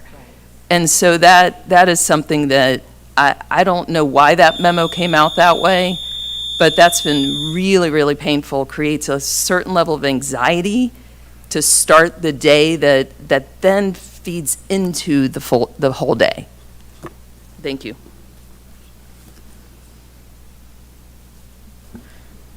Someone probably should address that one. We should be making sure our scholars aren't being marked tardy. That was my understanding for.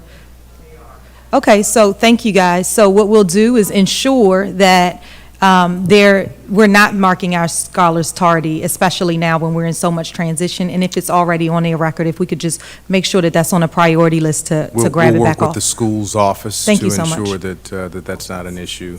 We know Yeah. that during these first weeks, as Board Member For sure. Struthers indicated, not only students, but parents are making the effort to support their children and support this process to get them there. Thank you so And much. we want to be in support of that as well. Absolutely. It was my understanding that people weren't being marked tardy, but thank you for bringing that up and the rectification right on the spot. Thank you. We will go to, one second. Yes. So before we go to second round, because we have a second round as well, I'll go ahead and just add in on my first round. The first is I wanted to thank you. Like all of our board members, I feel like I've been working 24 hours a day on transportation. So I want to say thank you because late night, two of you all were on the phone walking me through a specific issue that's happening in District 9, and I thank you for rectifying that situation. Let me first start with staffing. Thank you in advance, Superintendent House, for providing us with the chart you ran through today, about, the principals at 100%, APs at 94. I think I got through 4 of them, but I couldn't write all of them. So it'll be helpful if you provide that to us because those are great numbers that we want to share. Plus, we want to help to the advertising for filling a lot of those vacancies. The second is the outward bound. I did have a question about that because you talked about that during this time too. Is this in conjunction with the Camp Schmidt 5th grade? It's not overtaking Camp Schmidt, right? This is a middle school piece? No, we're talking about two separate items. Right, it's two separate, Camp Schmidt and Outward Bound. And then, Correct. okay, I just wanted to make sure they were Correct. still there. Perfect. And then transportation. Let me see how much time I have. Okay. Transportation pieces that I wanted to add in. Yes, I've heard hotline wait times. I've experienced it as well, so thank you for addressing that. Can you talk about the process for transportation resolution system? What happens when a parent actually puts it in, and then talk to us about the steps for the resolution? That's a lot of the questions that I've been getting. Next is, well, let's do that one first, and then I'll come back. Thank you. So, thank you for that. So once the parent enters their inquiry, they get a return email with a ticket number. Then we have 24 hours to respond from the appropriate department that handles that issue.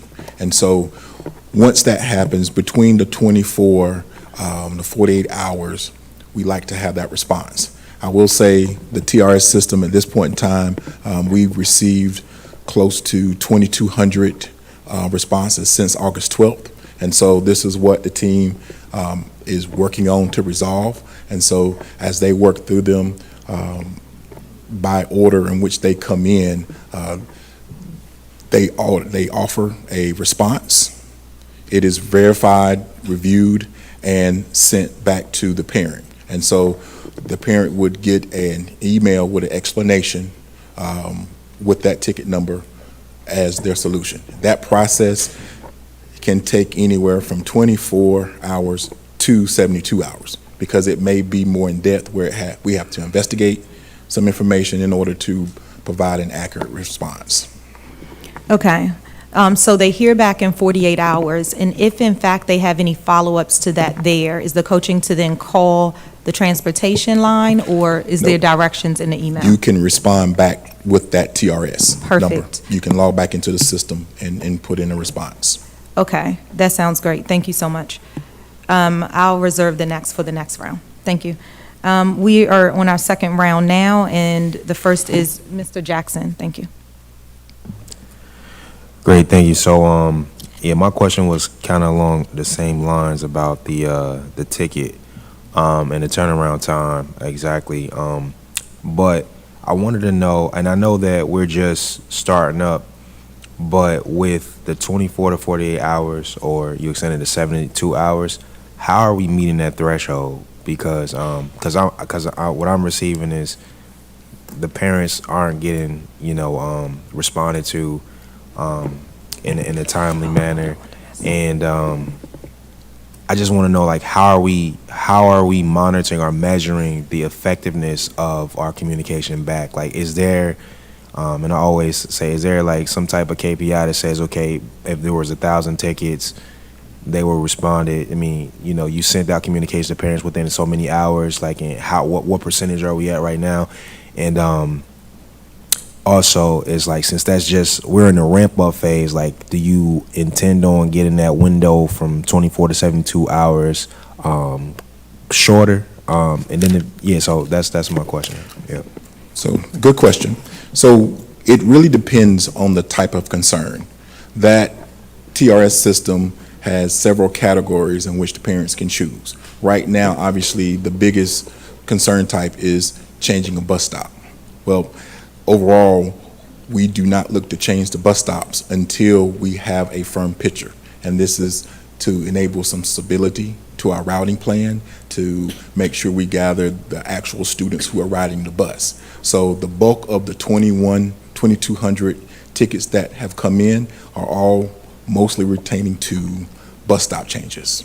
And so that's always a big push in that nature. So we try to respond to let them know that we're not looking at bus stop changes for this period of time, and we will come back and investigate. But that usually dissipates because things flatten out, right? So if that happens, when it happens, we respond. If there's some disagreement, they have the right to give it back to us, and usually we will go back and review a stop if need be. If it's a safety concern of that standpoint, we will share that. But the bulk of those tickets are basically bus stop changes. Right. So is there like some type of as the tickets come in, do you like prioritize or put them in different buckets where for like immediate response? Like earlier I was mentioning that, some parents say that their buses are not synced on the app.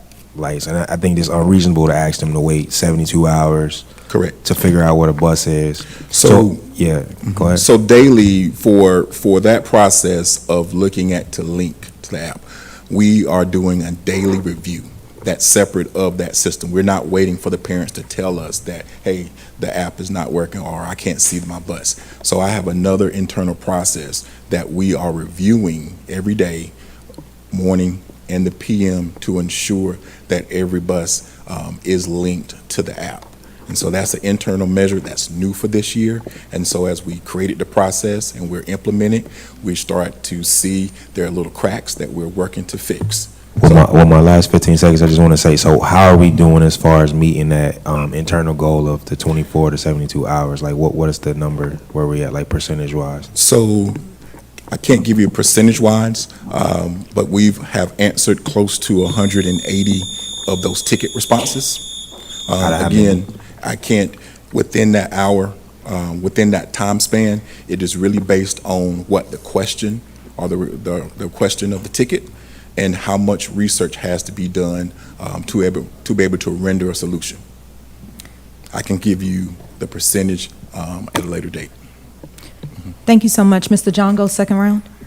I just wanted to, this is going to be quick, I promise. I just wanted to also kind of, give an insight. As yes, some bus, networks are actually working, they're working well.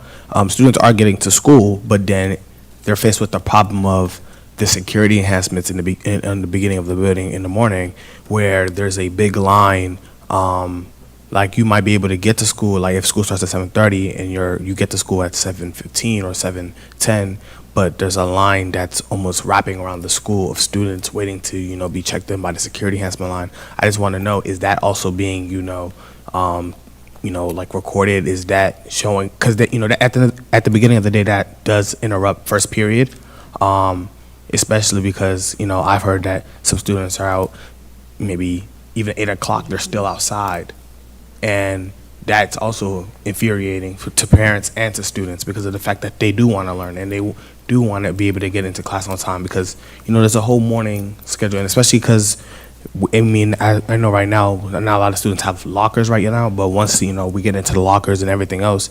the trip from standing outside for almost 30 minutes to standing in, going to your locker, then getting to your class, depending on how big your school building is, it could almost take up an hour or 2 hours of the time that we could be using learning. So I just want to know, is the protocols for our security enhancements in the morning of checking in our students, making sure that everything's going well, is that also being recorded so that we're able to create an efficient morning rollout? Sure. So thank you for that. Just like any process and procedure, when a school year starts, it's slower in the beginning, right? Transportation is slower in the beginning because you have to teach the procedures for students of where the buses line up, how to line up, what the dismissal procedure is. It's the same thing in the morning.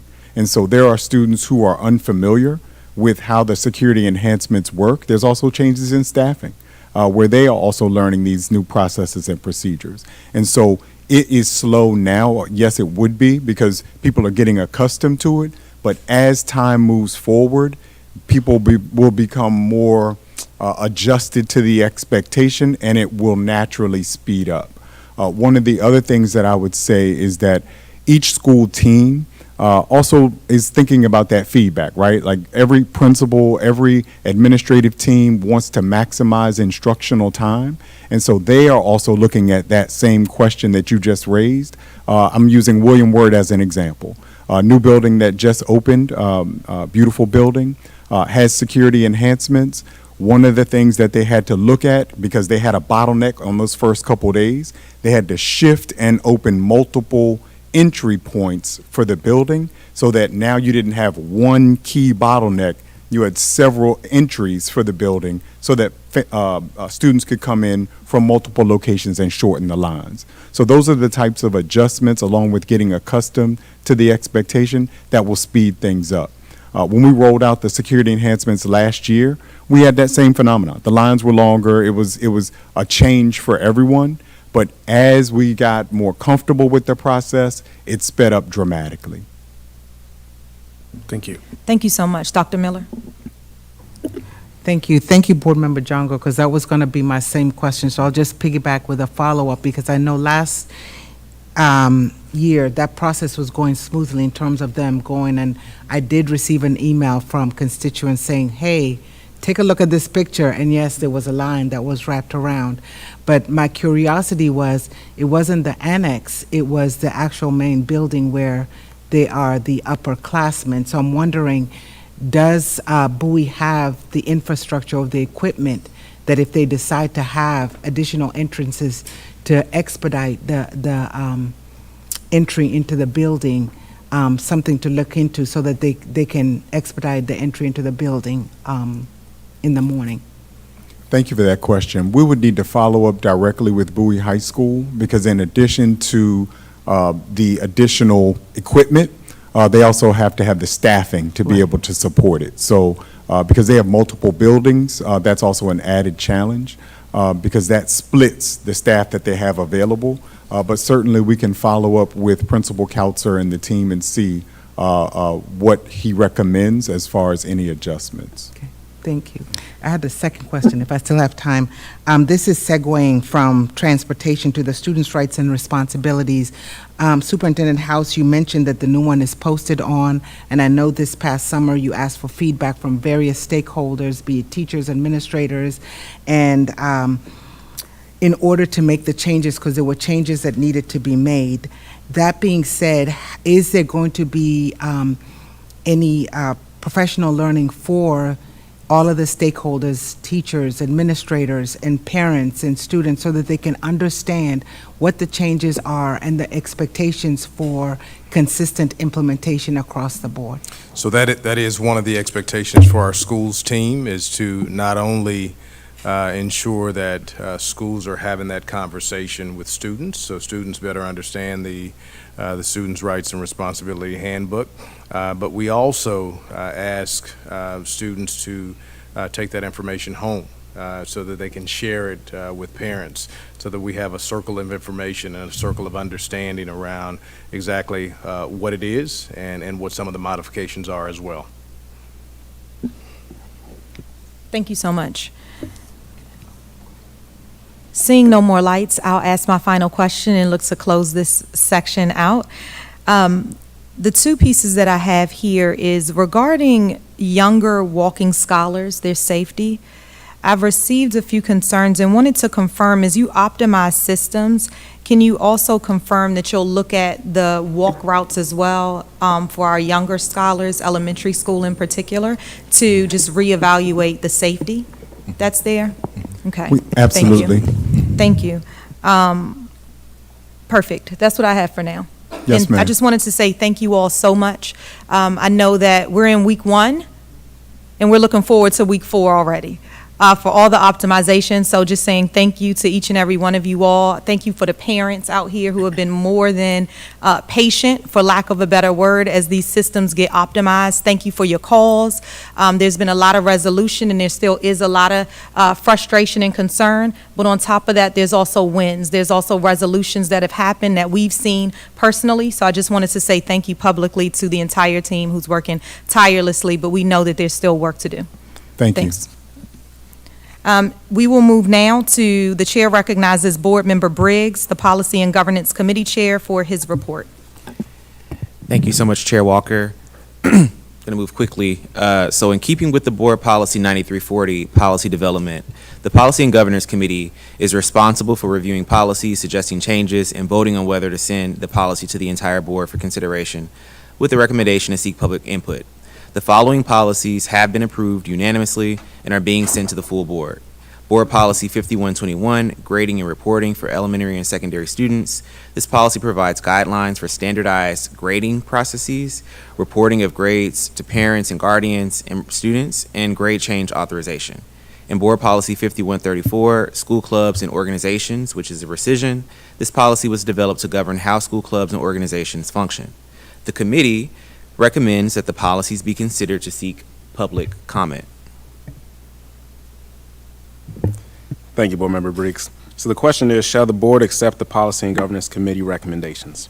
Is there any discussion? Okay, seeing none, Ms. Johnson, please call the roll. Ms. Boozer Strother? Aye. Mr. Briggs? Aye. Dr. Harris? Aye. Mr. Jackson? Aye. Mr. Jongo? Aye. Dr. Z. Miller? Aye. Ms. Walker?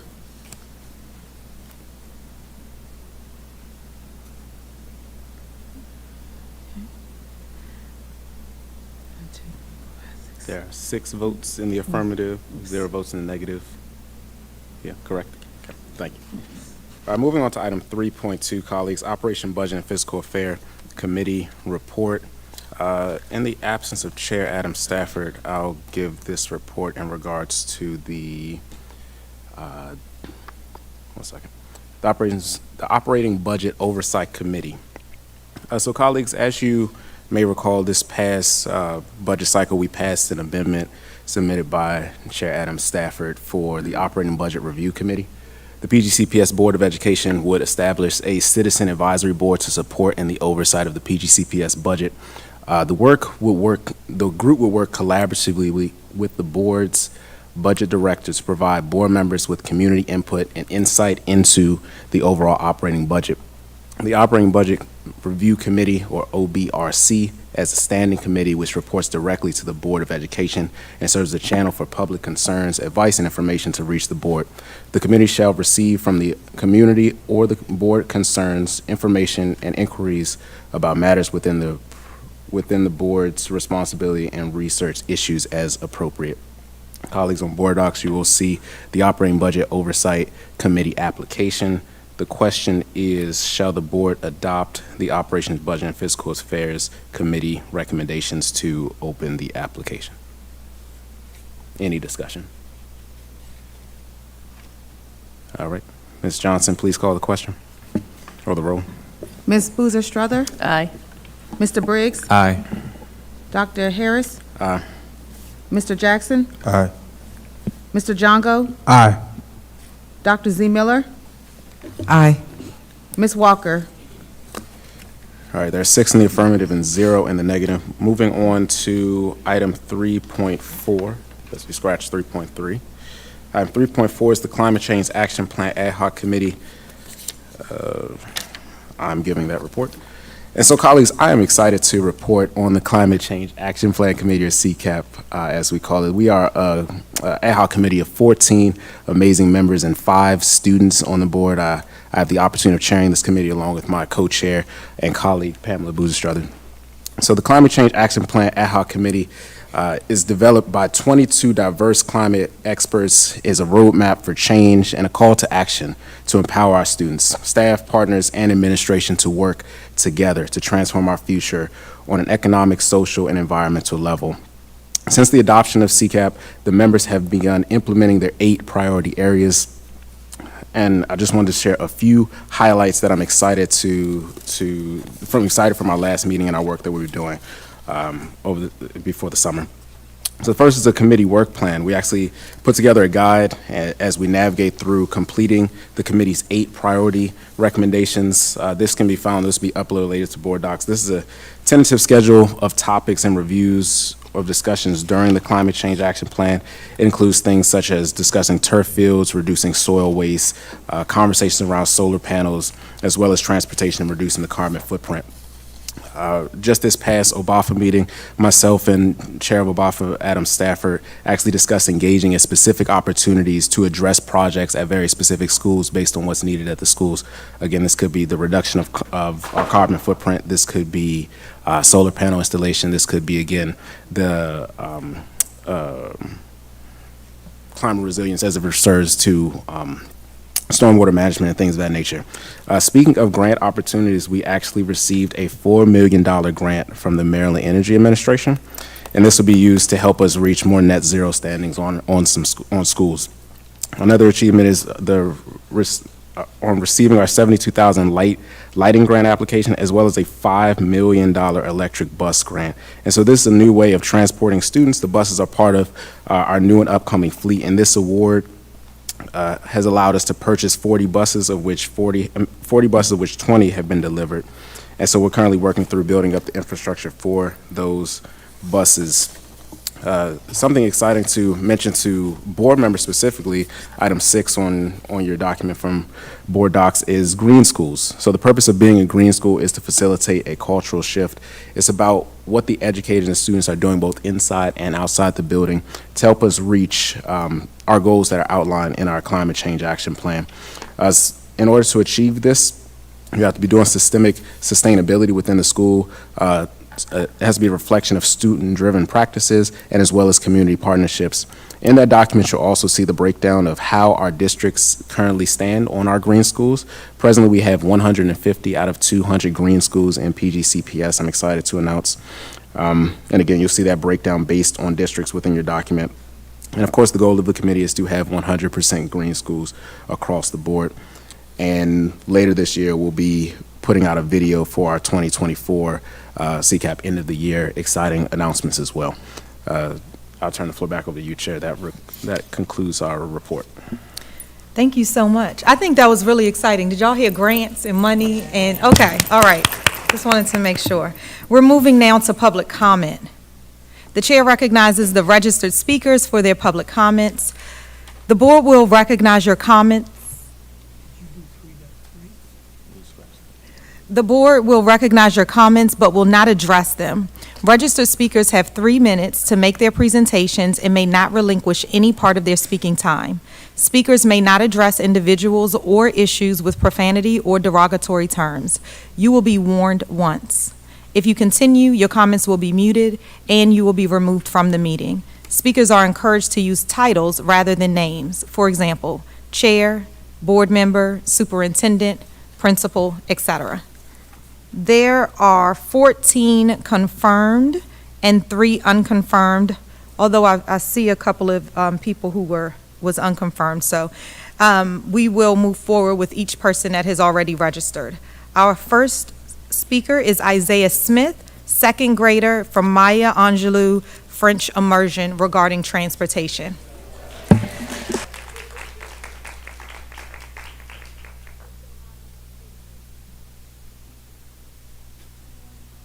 You can start over. My There you name go. is Isaiah Smith, and I go to Maya Angelou French Immersion IB World School.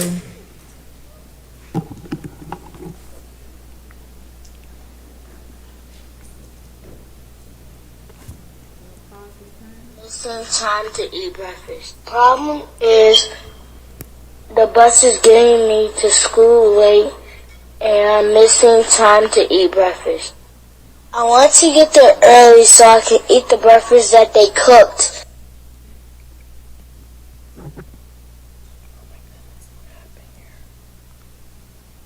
Problem is, and if I'm late, I don't get hot food. Then my teacher doesn't let me eat in her class. I end up being hungry all day. Plus, we don't get a snack. Another problem is I end up being rushed to class by the teachers. Problem is teacher constantly rushing me. Please change the bus schedule so it can help me be great this year at school. Thank you for letting me advocate about bus transportation to school.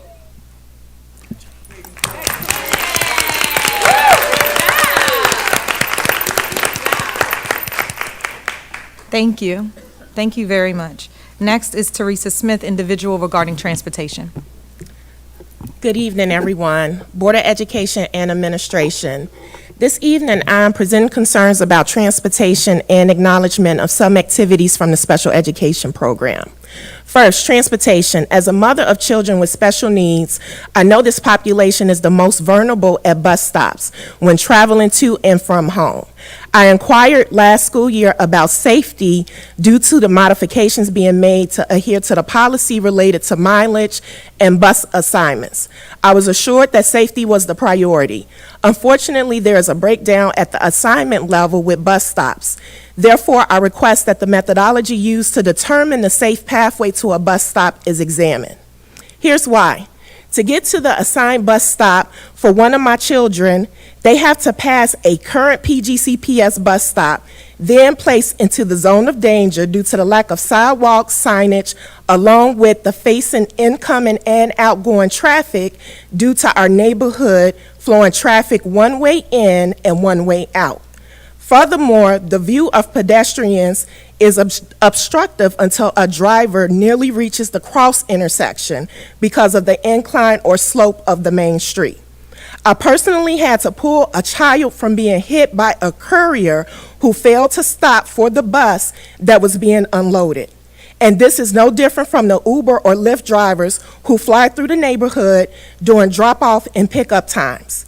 There is no way that safety was considered for this assignment. Next, my other child has and likely will not make it to breakfast on time due to the late arrival of the bus and the close scheduling to the school start time. Transportation services continue to fail to ensure that there is enough time from point A to point B. We ask that the bus schedule is revised to accommodate breakfast time, which is the most important meal students need. Shifting gears, literally at the June board meeting, I wanted to bring to your attention the consideration of recognizing students who were graduates and also a participant of the special education program. During the end of the year acknowledgments for students, it appeared that the GPA was a highlight. Although that there are some exceptional special needs students with high GPAs, there are others who work extremely hard to make progress, and it's worth recognition too. Please keep this in mind for this school year. Lastly, I would like to publicly thank the administration and the family support staff for hearing the needs of the constituents.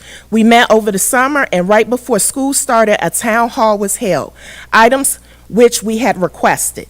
There's room for improvement for future town halls, such as removing restrictions on how families access the meeting and the double booking of meetings at local schools. Thank you for your time today. Thank you. Next, we will have Alita Jerry Carter, individual, deactivation of the CCAC listserv, dropout rate for students with IEPs, request to move open comment to earlier point in the BOE meetings for families of students with disabilities. Oh, she's not here? Well, we'll continue. I'll just read what she was going to say. Degree requirements for special education leadership in the county. Okay, thank you. Next, we'll move on to Charity, I apologize. W. Bannerman, please correct me. Good evening, Board Chair and members of the school board. My name is Charity Bannerman, Esquire, and I am a resident of District 6 of Prince George's County. Today I stand before you to ask for your support for the Power Our Schools campaign in Oxon Hill and Fort Washington. I am dedicated to working with the District 8 school board member and the entire school board to ensure this project is successful and flourishes for our youth, school administrators, teachers, and school support staff. We need more money for our schools, and solar panels certainly will transform our schools and save money. As a new mother, I am very concerned about the future of our public schools and its resources to prepare the next generation. Our schools in South Prince George's County in particular are currently too hot with ineffective air conditioning, which is a burden and hindrance for our students' education. Growing up in Fort Washington as an adolescent, I am very aware that schools in the area are in great need of improvement academically and physically. My stepbrother attended Friendly High School where he had a horrible experience due to underfunding and lack of resources. His experience was so awful that my stepmother decided to have him complete a GED instead. Not too far from Fort Washington, Oxon Hill is a low-income community located near the biggest tourist attraction in the area, the National Harbor. We should invest not only in the National Harbor, but also in surrounding schools through this cost-saving clean energy upgrade so that we can hire more teachers, counselors, increase our school arts programs, and improve the overall school infrastructure. Maryland is most likely going to implement a state policy that will penalize buildings for emitting greenhouse gas emissions. And so it is very important that we avoid these financial penalties in the future.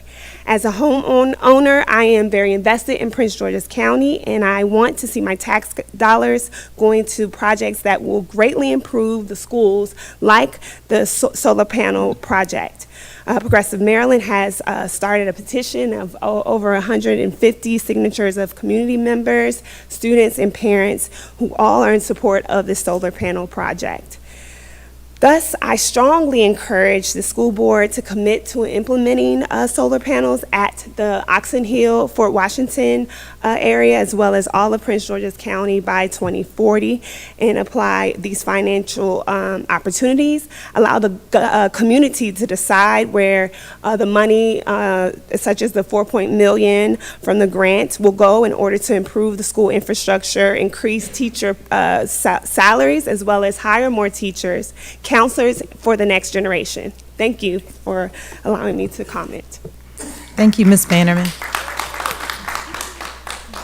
Next, we'll have Valdemar Mendiaz, individual solar panels.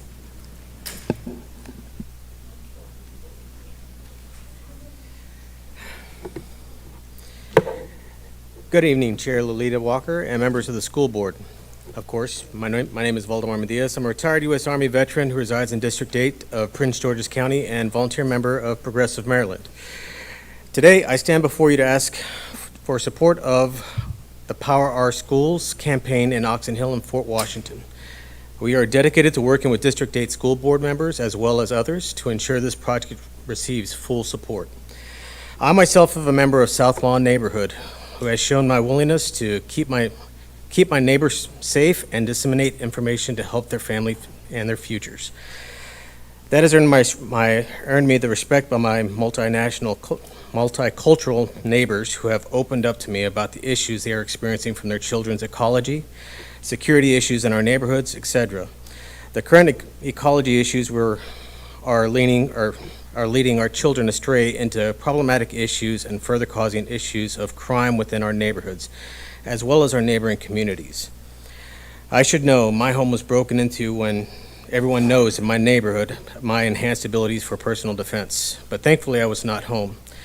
I pray this will not happen in a home when it is occupied, especially with children. My neighbors and I know the best place to start for places outside of the home is within our schools, especially in a blue-collar neighborhood where both parents work multiple jobs to make ends meet as prices increase, that undoubtedly and unfortunately reduce home mentorship, parenting capabilities. Please help us to help our futures, our lineages, and ultimately our communities. We can't do this alone, but with your help, we can enhance the current taxpayer monies to be focused on more high-quality teachers, student enhancement programs, school security systems, and bus drivers rather than being diverted to pay increasing utility prices that go to the power companies. As we have seen in 2022, Prince George's County alone paid out $16 million in electric, and gas was around $18 million. We can get rid of this cost to utilities and help our kids with your help in enhancing our current capabilities with the latest technological advances and ultimately help our communities to become better and safer. So, ways that we could do this. We could use the current allocated federal monies provided by the grants and the IRA tax credits. There's also other types of monies that you could use outside of the school board stuff, federal funds that are supposed to be used for emergency locations that these schools double up as. They also used for polls and all that stuff, so those security matters have to go into effect and their operational abilities. If we don't act quickly, well, actually, I'll just go ahead and skip on to the rest. With this in mind, as well as the school district's commitment to solar schools in 2040, will the representatives of District 8 and the rest of the school board fulfill requests to push solar panels projects on Oxon Hill schools and apply for financial opportunities and allow the community to stay where they dedicate the money that it'll go. Thank you so much. Next, we'll move to Berth Monique, individual advocating for solar panels. And please correct me if I mispronounced your name. Say it correctly. Good evening, Chair. Good evening, member of Board of Education. My name is Berth Monique, as she said, and I'm standing before you tonight to ask to support our power in our school, in Prince George County School. I'm dedicated to working with the District 8 school board member, ensuring that this project receives its full support. We need more money for our school, and solar panel will be the way to transform our school and save that money. This is important to me because my experience as a community, as someone who lives in a community of low income, and that community also, the utility are not included in the rent, and sometimes I find myself with like high cost of bill that I can't afford. So I think giving access to solar panel, even to educator, we help with their bills. And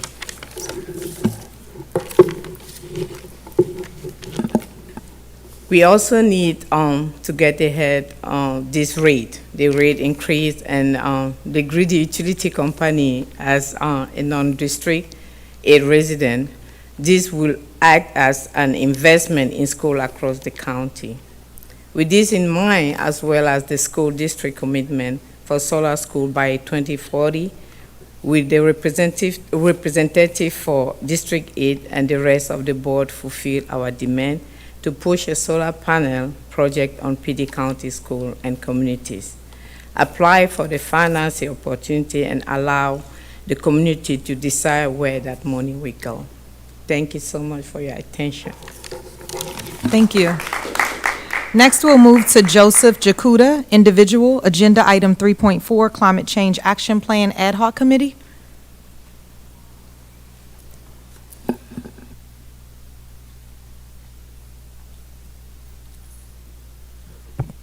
Good evening. Thank you, Chair Walker, Vice Chair Harris, and the Board of Education for the opportunity to speak, and congratulations to Board Member Boozer Struther for the Sierra Club Award. We are thankful for instituting, my name is Joseph Jakuda. I'm the lead volunteer for Climate Parents at Prince George's. We are thankful for the board for instituting the Climate Change Action Plan Ad Hoc Group, and the PGCPS continues to make progress on the Climate Action Plan implementation, seeing geothermal heating being installed in numerous new schools, that electric buses are being driven, that the Student Environmental Action Summit continues, and that composting programs are being expanded is incredibly positive news. It's also especially heartening to see the continued dedication from staff on the issue and to see their success in receiving the aforementioned grants. It's also impressive how PGCPS is moving forward with building solar on new schools. It is our understanding that all the new Blueprint schools will have solar.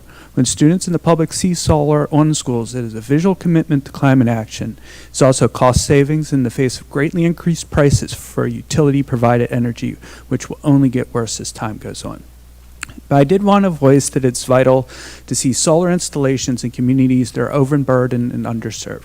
While there's certainly some progress, it is important to prioritize installing solar on existing buildings too as part of roof replacements and make sure those communities, such as those being advocated for by many here tonight in the Fort Washington and Oxon Hill areas, receive priority for solar installation.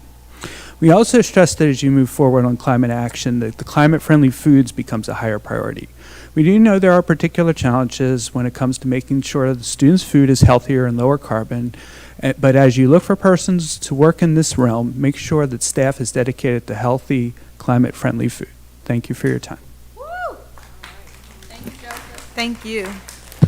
Next, Anthony Tillman, individual transportation. Thank you. Yes. All right. I'm going to skip my name because you pretty much know my name's on the list. I'm going to skip my name because you know my name because it's on the list. Okay. Welcome to a new school year. I just have two quick comments. I think we should move the parent comment time earlier because some of us got kids that got to go to bed. And second, I think we should give air tags to parents because clearly we can't find our children after school. So maybe it's a stipend or something we can do to kind of help that out. Maybe a stipend for air tags. Okay. So really quick, transportation has been a horrible disaster so far. I'm going to give you guys some grace because it's a new challenge for Prince George's County Public Schools, but let's stop blaming the parents if technology don't work because clearly we told you from the beginning that this was going to happen and we told you we don't like StopFinder, clearly. And also, I'm not going to get started on Parent View. That's a whole different meeting. The community told you about StopFinder, but you neglected, you ignored us clearly. But let's make it about the children. So focus on getting our children home more safe. So this is unacceptable. The communication, the customer service problems are out of control. We got to do better. And then, while we on transportation, I just want to highlight this, the Safe Passage program that we created. So we created a Safe Passage pilot in April. It was really successful. 5 schools, volunteer-led, 150 volunteers, no incidents, no safety issues, less than $10,000 paid for by the county council. Shout out to board member Brandon Jackson, of course our county council members for making that happen. And guess what? We did it with only 1 volunteer program manager. So we got to get that props, y'all. I know y'all trying to do one, but ask the professionals.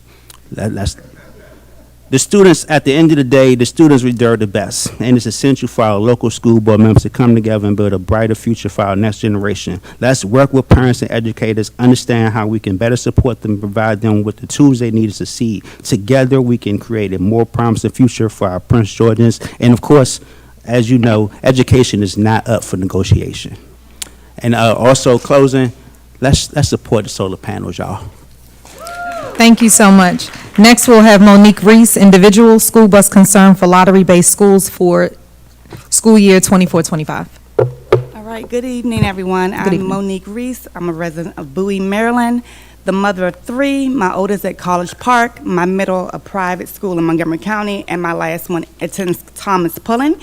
I'm here to discuss my concerns with transportation.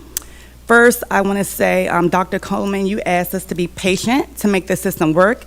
I cannot be patient when my child's safety and education is at risk. Safety cannot wait 4 weeks. It cannot wait 2 weeks. You cannot wait and to see how it progresses along. Safety should be the main focus of PG County board members, superintendent, and everyone in this room. Board Policy 3541 states that safe and efficient transportation services are essential to meet the educational objectives of Prince George's County Public School. The PGCPS Policy 3541 is not effective, it's not safe, it's not efficient. I have 3 concerns that I want to share. The first is the bus pickup time.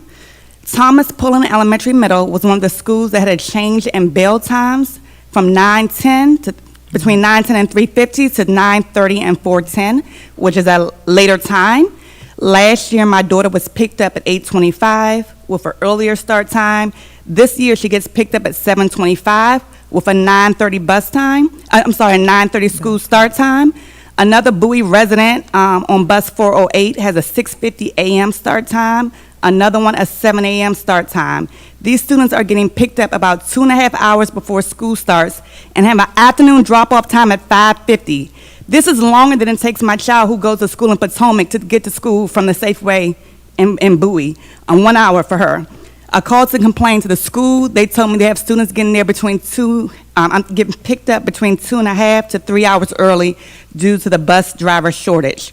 These students are having a double whammy because their schools start and end later, but they have to sit on the bus for hours before arrival. Before school starts, and we know that sleepiness is a barrier to student achievement. I know all of you have that research. Number 2, transportation resolution system. It's my second concern. Today, my husband took my daughter and neighbors to school on the first day. They were hoping that by that time I would get a response from my transportation resolution complaint. I can use the technology. I put it in last week. I had no response. You published the transportation resolution system throughout the summer, as well as today's community message. I heard this lady speak about it today regarding a 48-hour response. That's untrue. That's not factual. Number 3, late bus. Today and yesterday, my husband stood at the bus stop with my daughter to catch the bus this morning. Note he's getting to work late. Both days, he stood from 7:20 to 8:10 before the bus arrived. That's 50 minutes late. He saw the bus 408 on the app. It was still at the lot. It was still on the lot when it was supposed to be already moving. Another parent texted me in a group chat, said she had to leave work, so her daughter was outside from 6:50 to 7:45 a.m. Her ex had to come get her child from Landover to Bowie to pick them up. So again, safety is a priority. We can't wait. We want to be able to go to work and be able to have our kids go out to the bus stop and know that they can get on the bus. Thank you, Ms. Reese. Okay. Thank you so much. Mr. Timothy Meyer, individual, PGCPS progress.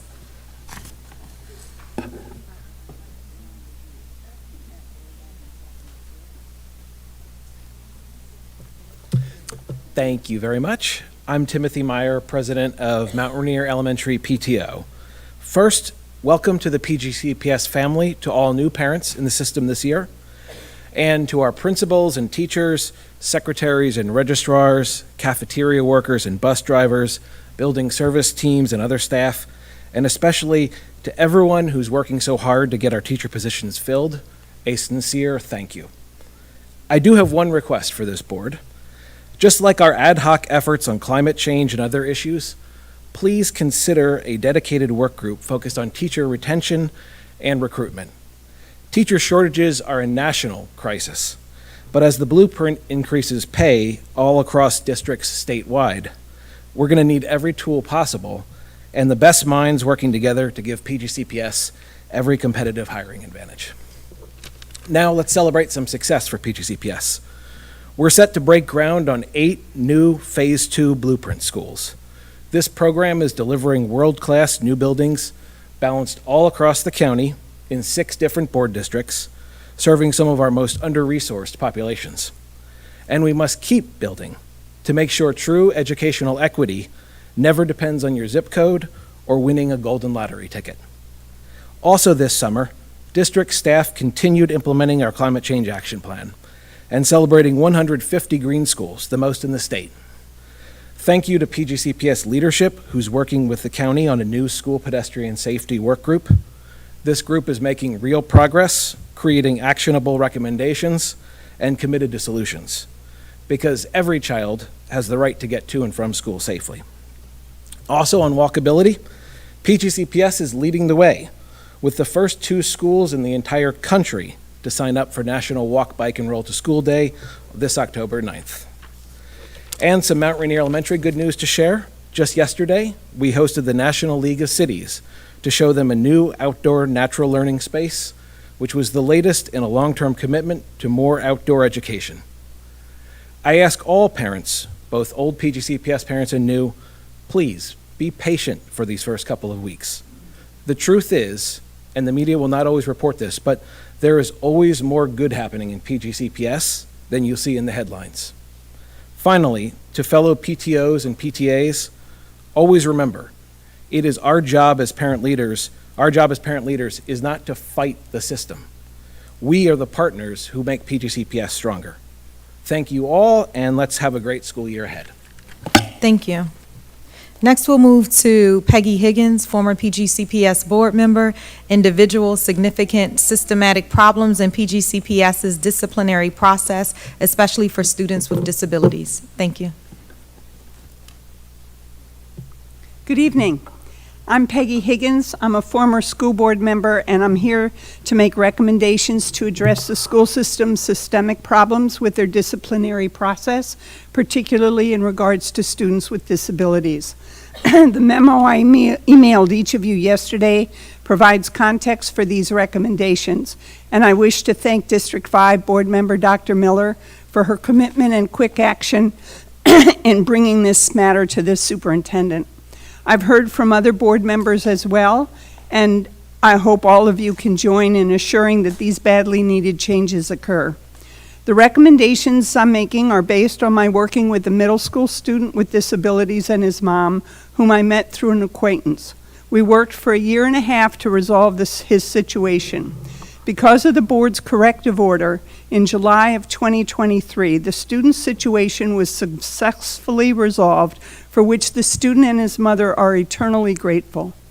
Through this experience, I recognize the systemic nature of problems and, in some cases, illegal acts, which I understand are strong words, but at least in 2, maybe 3 situations are accurate, and that other Prince George's County children and their families are also being negatively impacted. I'm talking fast, so I've made copies of my testimony for each of you, including the superintendent, for independent review. And I direct you to my initial memo, which provides context. Broadly, my recommendations are to train staff about Maryland law, that a determination of a continuing threat by a student is a requirement for a student suspension of a student for more than 10 days.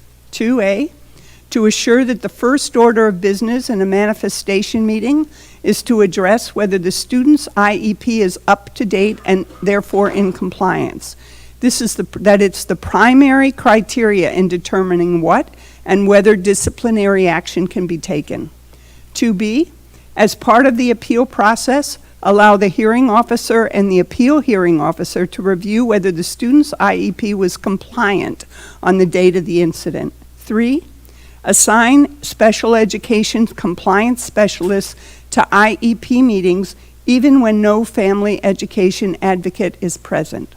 4, implement a monitoring structure to assure that school liaisons coordination occurs of required educational services for students on extended suspensions or expulsion. 5 are recommendations regarding the summer school extended school program. And 6, implementing a monitoring structure to assure that Board of Education orders are implemented.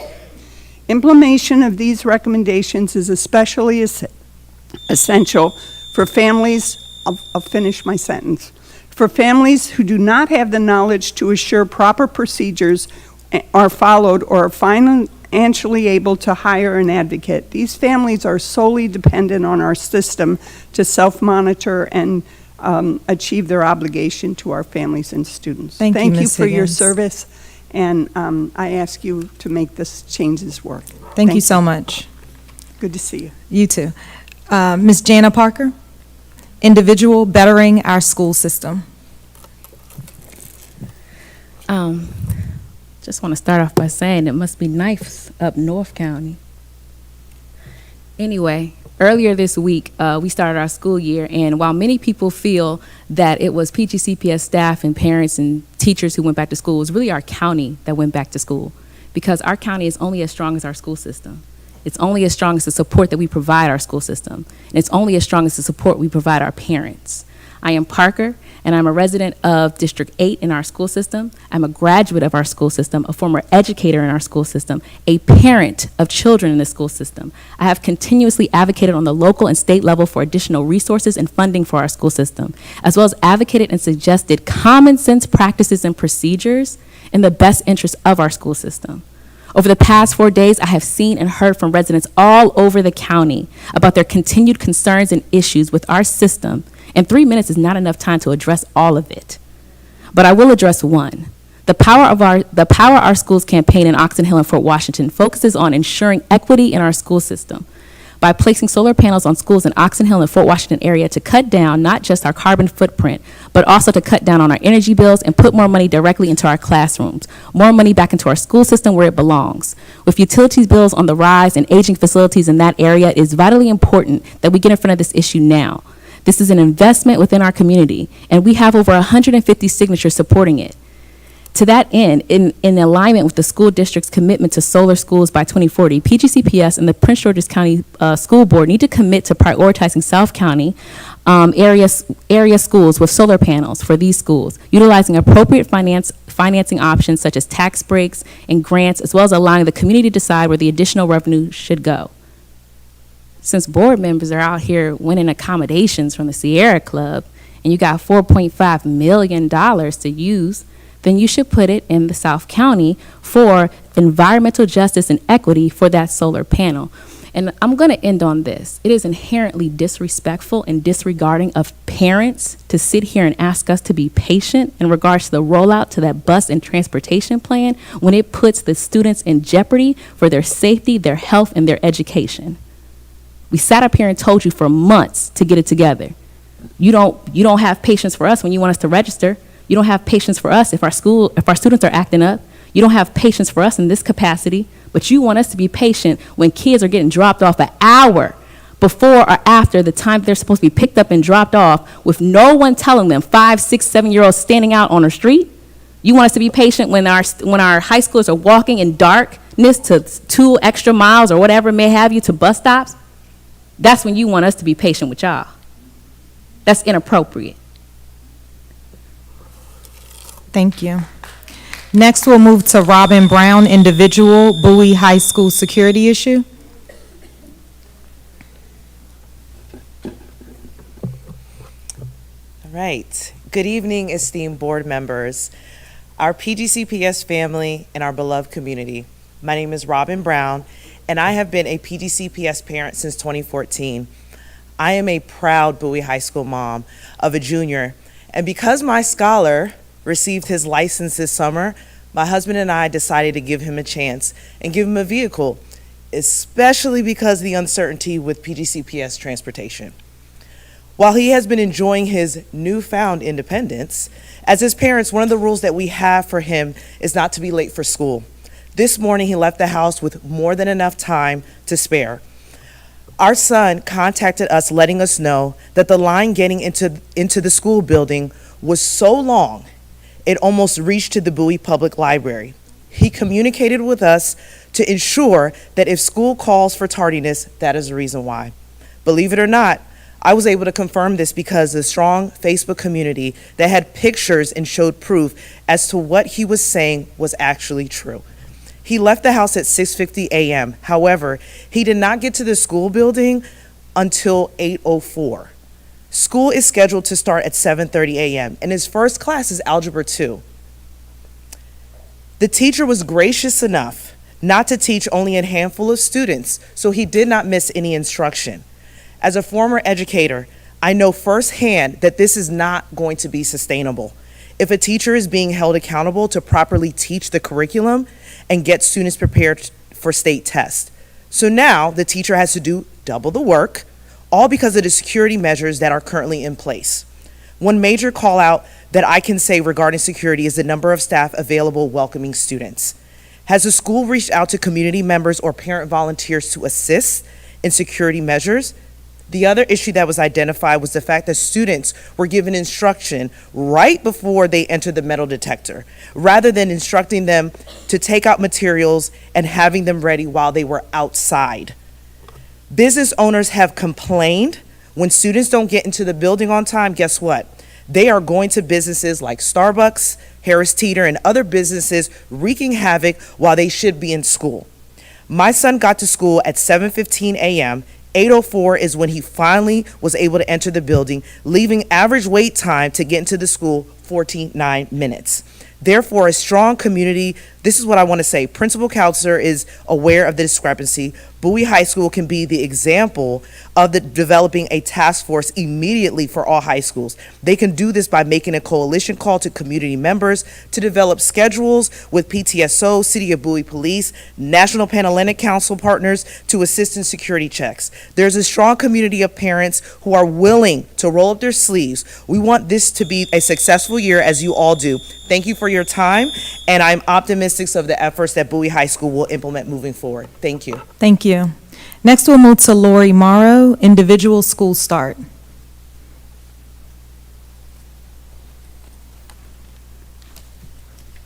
Good evening, Chair Walker, Vice Chair Harris, Board of Ed members. For those of you who don't know me, my name is Lori Morrow.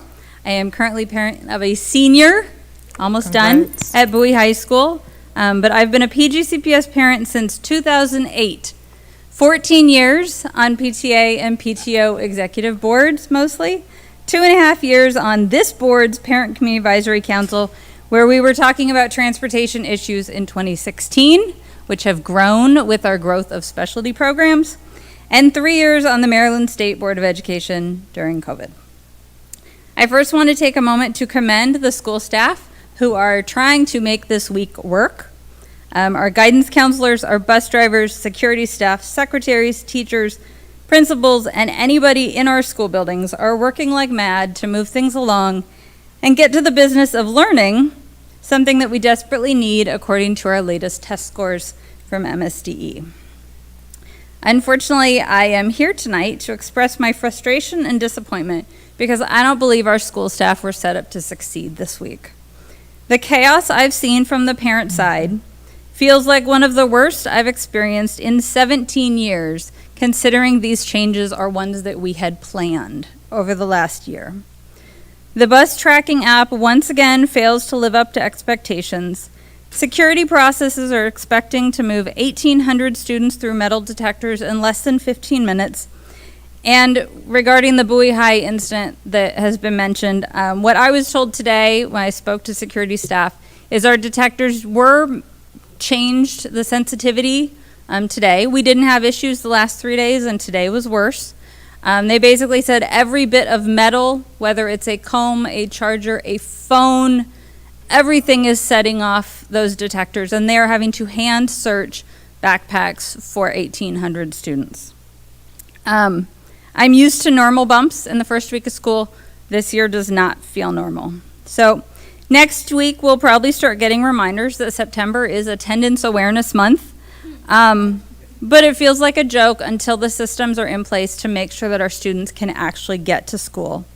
Chronic absenteeism is a big issue, but what I see at the high school level is this dysfunction merely serves to increase our student apathy and reinforce their negative perceptions. PGCPS absolutely can be better than this. And to our community members, anybody who's still listening, join your PTA and PTO, get to know your staff. We also need to take responsibility for making this a district that people want to work in. And as long as those vacancies are a problem, we're going to continue to have these issues. So thank you for your time, and we'll see you next week to talk about facilities for the CIP. Thank you so much. Is Husan Vakwanyar here? All right, let's move on. Phyllis Wright.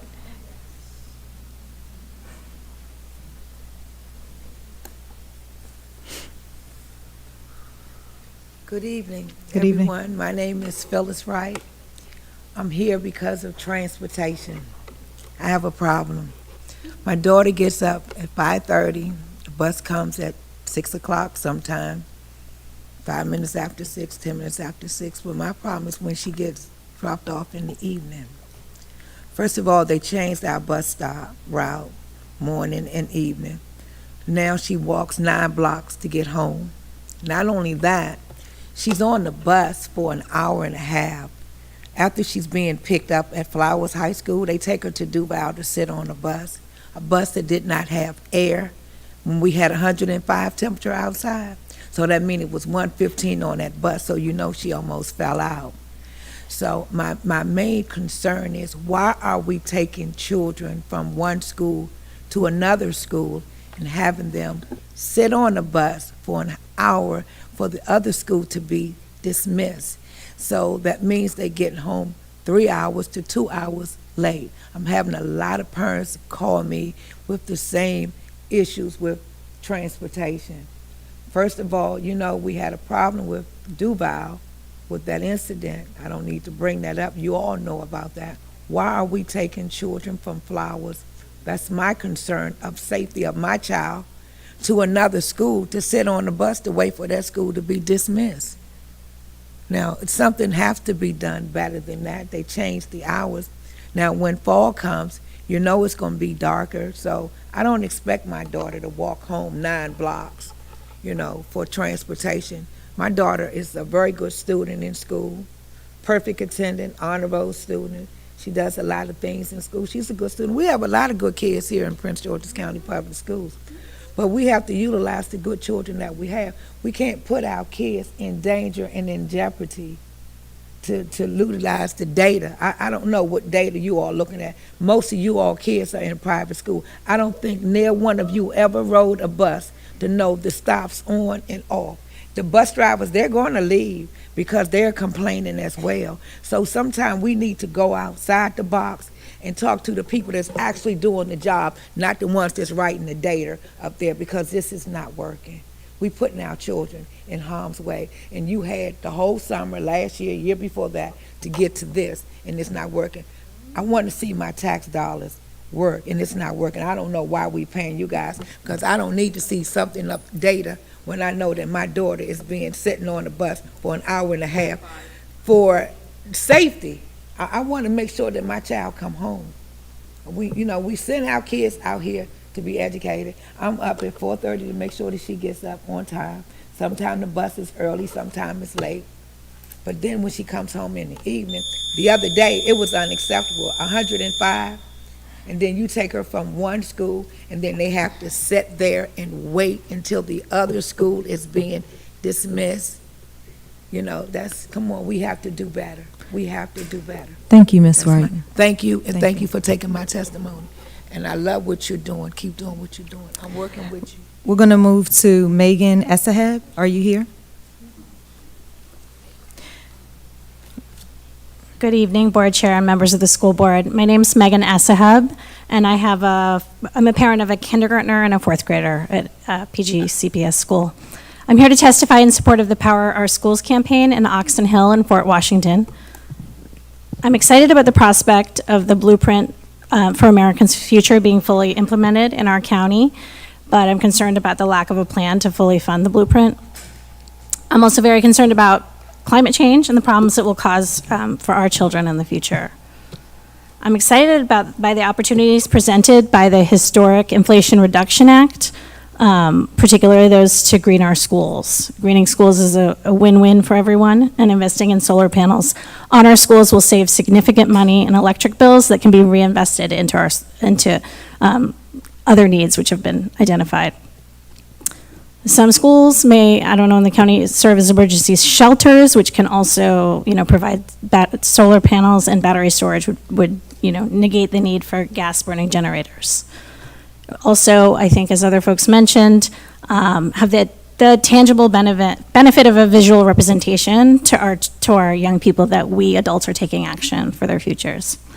So I know through the U.S. Department of Treasury, there's a 30 to 70% reimbursement through the direct pay program for solar panels and battery storage, as well as that allows double dipping with other grant programs. I'm excited about the $4 million. The EPA Community Change Grant Program has over $1 billion available in competitive grants that could be used to green our schools as well, and that deadline's November 21st. So I just want to make sure the school district is applying for all of the possible money, because there's a lot of it.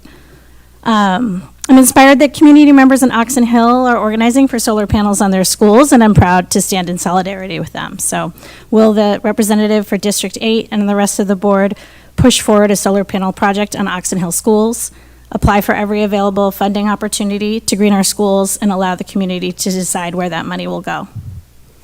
That's my question to you. Thank you for the opportunity to testify. Thank you so much. We did have written public comment, and those came in from Ogamazu Ugakwanda, 11th grade student, Eleanor Roosevelt High School, Ways of Teaching, Transportation and Lunch Menus. Andrea Keene, Individual Special Education Enrollment Issues. Natalie Cook, Individual School Bus. Jennifer McLaurin, Individual Staffing Concerns. Heavenly Young, Individual Bus Transportation Grievances. We also had video of public comment by Akila Smith, kindergarten student at Thomas Poulin High School. The chair recognizes Superintendent House to introduce items 6.1 through 6.6 under the consent agenda for board approval. Thank you, Madam Chair. As you indicated, item 6.1 through 6.7 require board approval for proclamations commemorating National Arts and Education Week, National Day of Service and Remembrance, Constitution Day, National Hispanic Heritage Day, observation of National Library Card Sign-Up Month, proclamation honor the Honorable Howard Stone, and finally, a proclamation supporting Eric's Law. Thank you so much. We're going to strike 6.7. I apologize for having not communicated that at the front, but we will, the question is, shall the board adopt the consent agenda for items 6.1 through 6.6? Is there any discussion? Ms. Johnson, please call the roll. Ms. Boozer Strother? Aye. Mr. Briggs? Aye. Dr. Harris? Aye. Mr. Jackson? Aye. Mr. Jongo? Aye. Dr. Z. Miller? Aye. Ms. Walker? Aye. There are 7 in the affirmative and 0 in the negative. The consent agenda items 6.1 through 6.6 are in fact adopted. The chair recognizes Superintendent House to introduce agenda item 7.1, resolution for Dreambox math contract, September 1st, 2024 through August 31st, 2025, under the budget consent for board approval. Thank you, Madam Chair. As indicated, item 7.1 requires board approval of a resolution for Dreambox matched contract. The question is, shall the board adopt the budget consent agenda item 7.1? Is there any discussion? Ms. Johnson, please call the roll. Ms. Boozer Strother? Aye. Mr. Briggs? Aye. Dr. Harris? Aye. Mr. Jackson? Mr. Jongo? Aye. Dr. Z. Miller? Aye. Ms. Walker? Aye. The votes are 7 in the affirmative and 0 negative. The budget consent agenda item 7.1 is in fact adopted.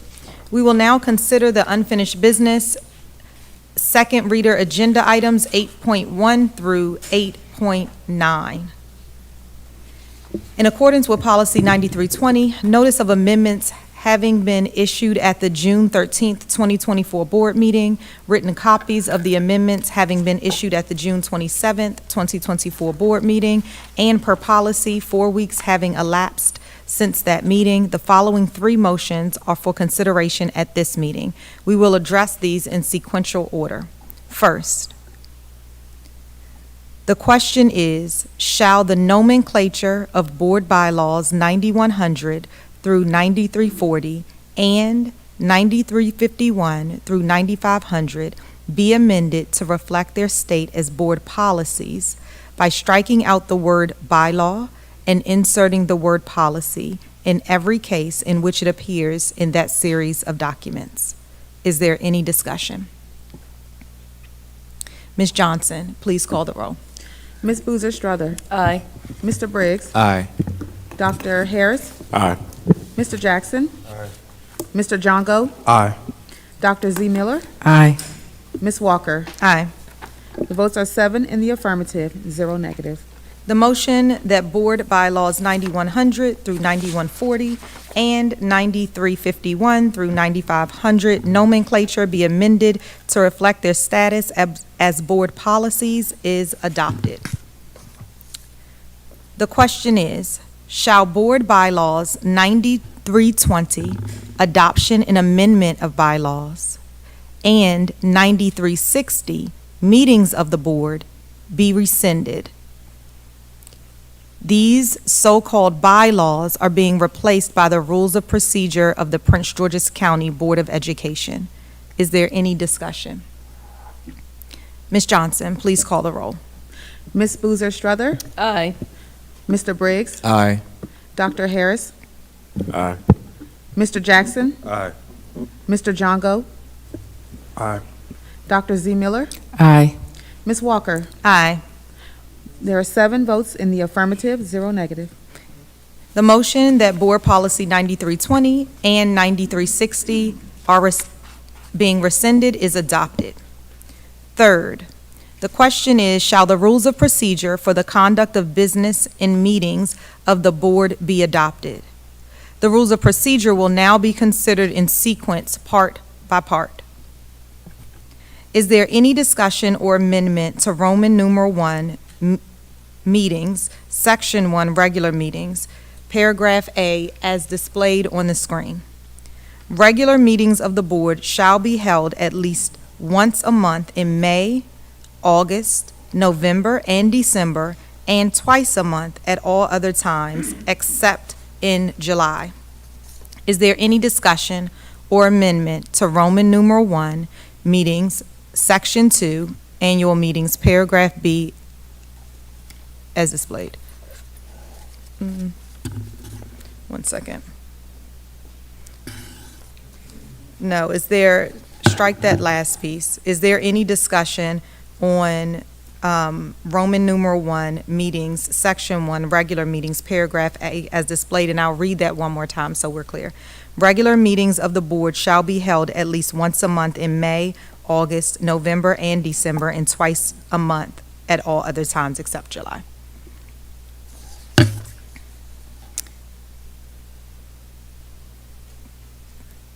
Moving forward. Oh, yes, we have 2. No, it's not. We're going to go one by one by one. Is your light still on? Okay. Pamela Boozer Strother. Okay, great. Moving forward. Is there any, did you have a, you need some water, sorry. Is there any discussion or amendment to Roman numeral 1, meetings, section 2, annual meetings, paragraph B, as displayed, blank days notice including the agenda shall be posted on board docs? We will begin by filling in the blank with a number of days notice. Please note that the current number is 4. If there are no objections, the blank will be filled in with a number 4. Is there any discussion or amendment?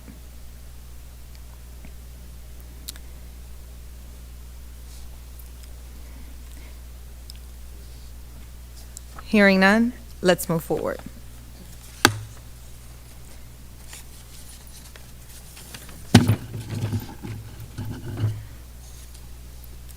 The next section is a technical amendment clarifying number 4 is in paragraph A of section 4-107.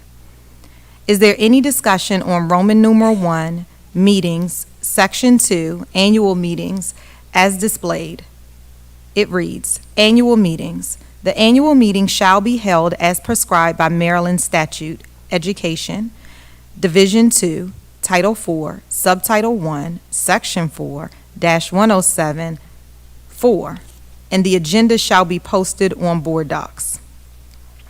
If there is no objection, the board will amend Article 1, Section 4 by inserting the letter A after 107. There being no objection, the amendment is adopted. Is there any discussion or amendment to Roman numeral 1, meetings, 3, special meetings, paragraph A as displayed? Special meetings shall be called by the chair and shall be called upon written request of 3 board members.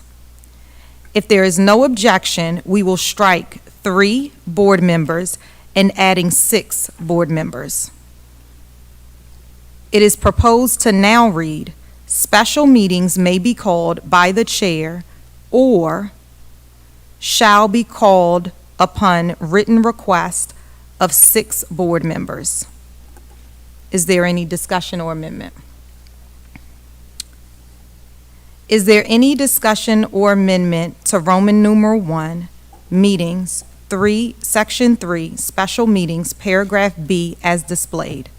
72 hours notice, including the purpose of the meeting, shall be posted on board docs. Seeing none, we will move forward.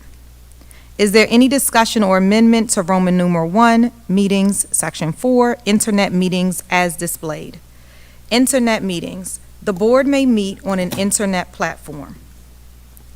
If there are no objections, we will amend by substituting the rules adopted at the July 1st session and inserting a number 3 that reads, failure to adhere to the internet standing rules will result in the member being removed until the member can rejoin when the rules can be adhered. Is there any discussion or amendment? Seeing none, we will move forward. It is proposed to now read, I'll go through this because I didn't read it, then I'll come to you.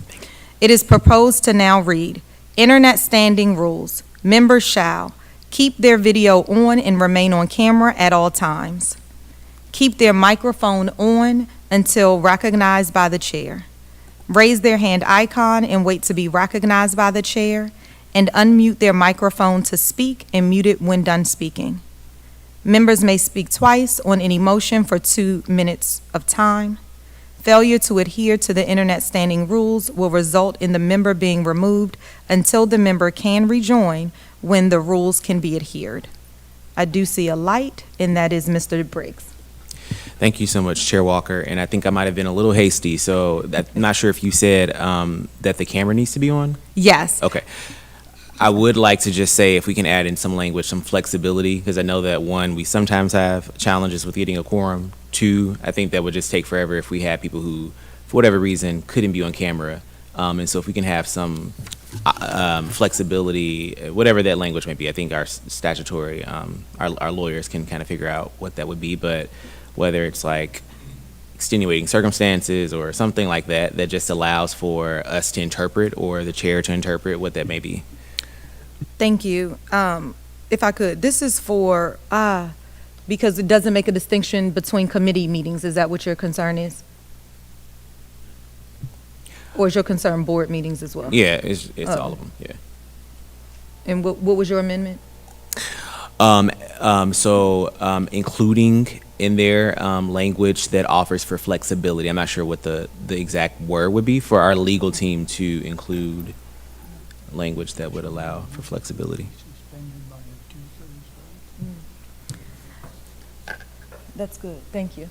A special rule could be amended by a 2/3 vote in the meeting, suspended to have a 2/3 vote, so we can add that to the language. Oh, it's not necessary because it is a rule. Oh, so we can already Yeah. override it. Okay, got it. Okay, never mind. Great. Thank you. And given that we all are working together as a team, we all know that now. So that's great. Thank you. Very nice. Is there anything additional? Oh, yes, we do have additional. Mr. Jackson.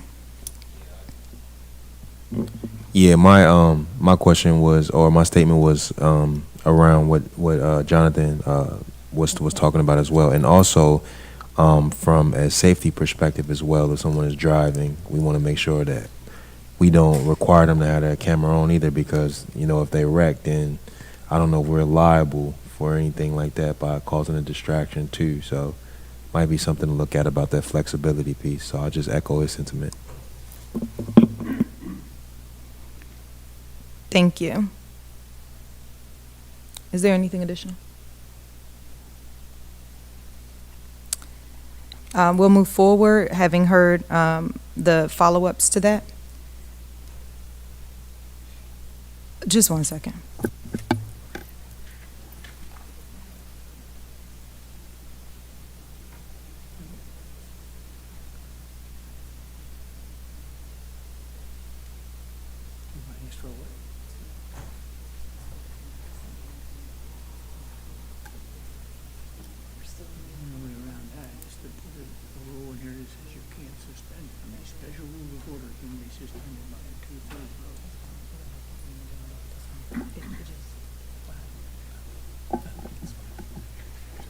Thank you so much. We're going to move forward. Is there any discussion to amend or amendment to Roman numeral 1, meetings, section 3, special meetings, paragraph B, as displayed? 72 hours notice, including the purpose of the meeting, shall be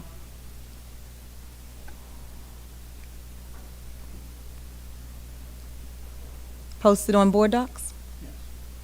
Madam Chair, have we done that section already? Have I done what? That section already? I do Are we not on believe so. Roman number 1, section 5. Section 5?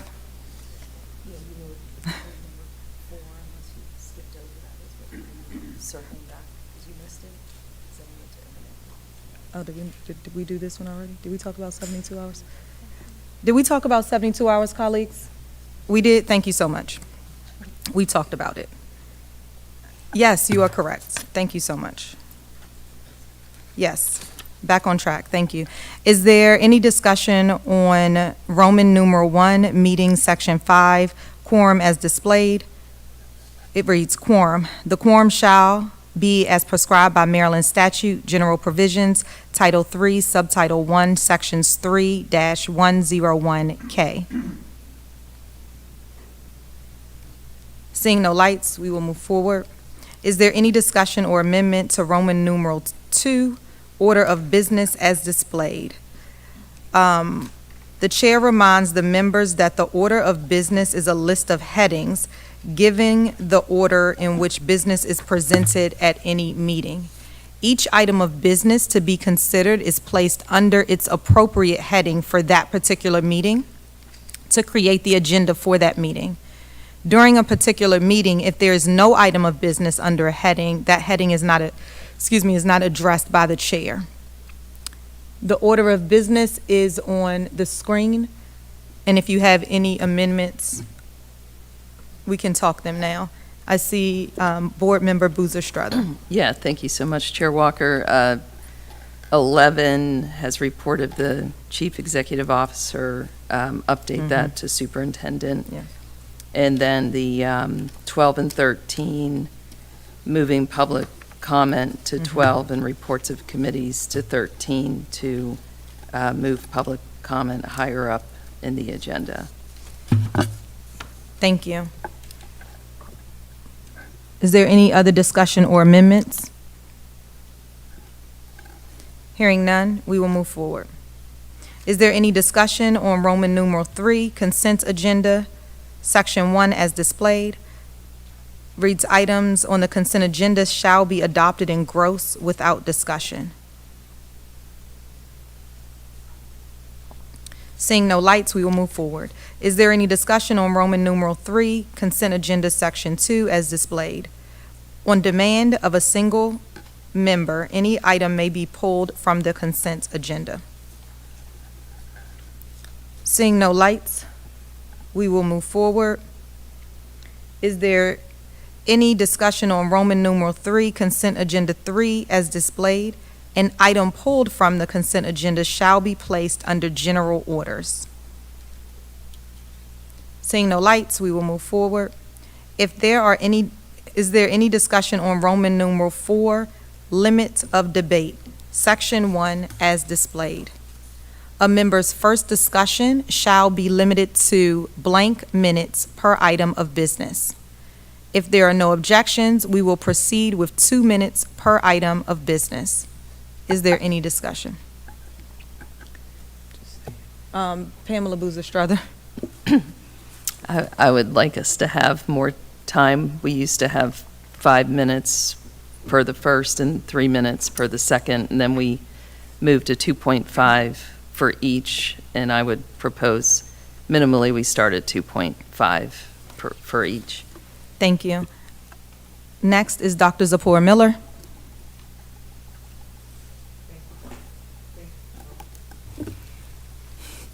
Thank you, Madam Chair. I was going to propose the same thing, but I was actually going to propose that we minimally start at 3 and then go to 2 for second round. Seeing no more lights, we will vote one at a time. Yes, ma'am. I'll withdraw mine. The recommendation is a member's first discussion shall be limited to 3 minutes. The second for 2 minutes. I just want to clarify this 3 minutes is inclusive of the question and the answer. If you could help me with that, please.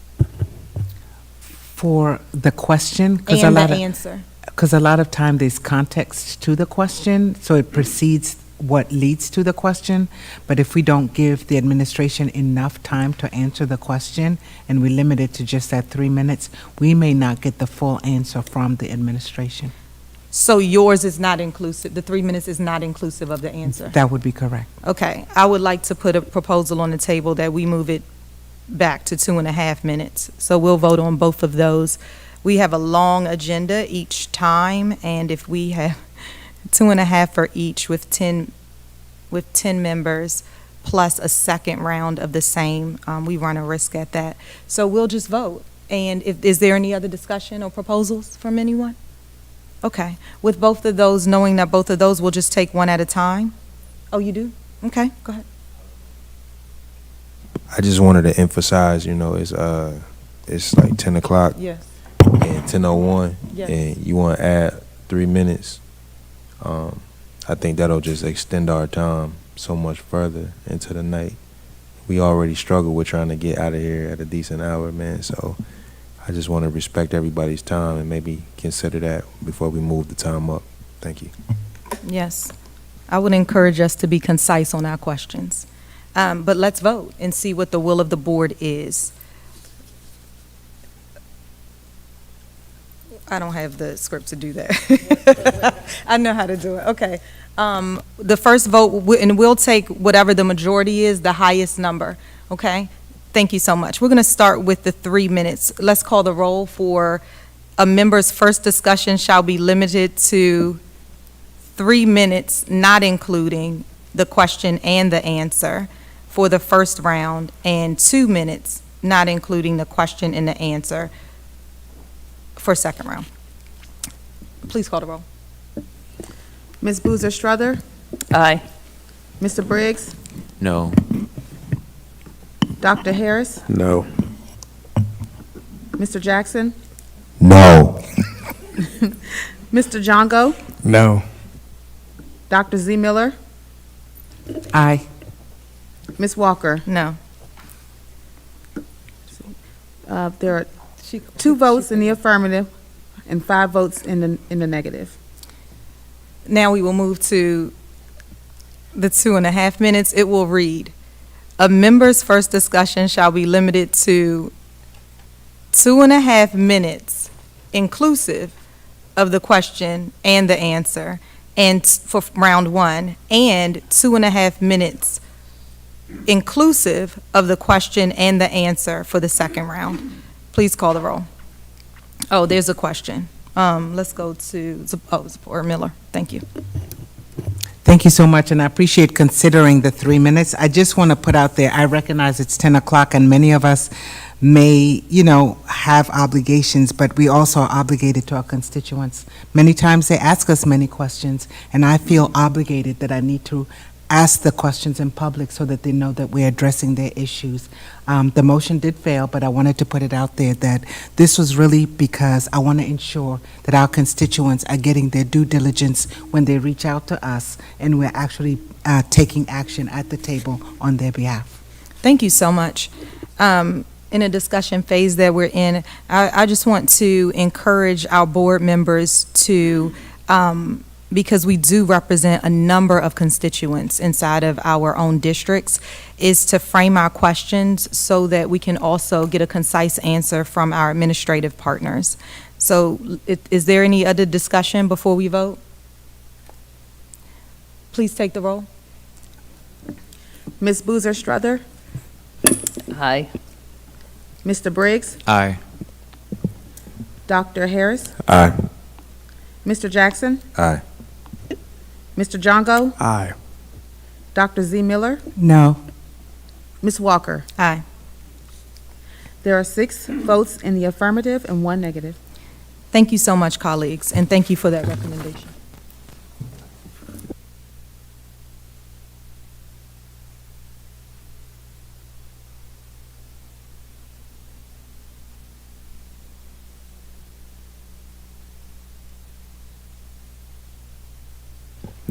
Thank you so much, sir.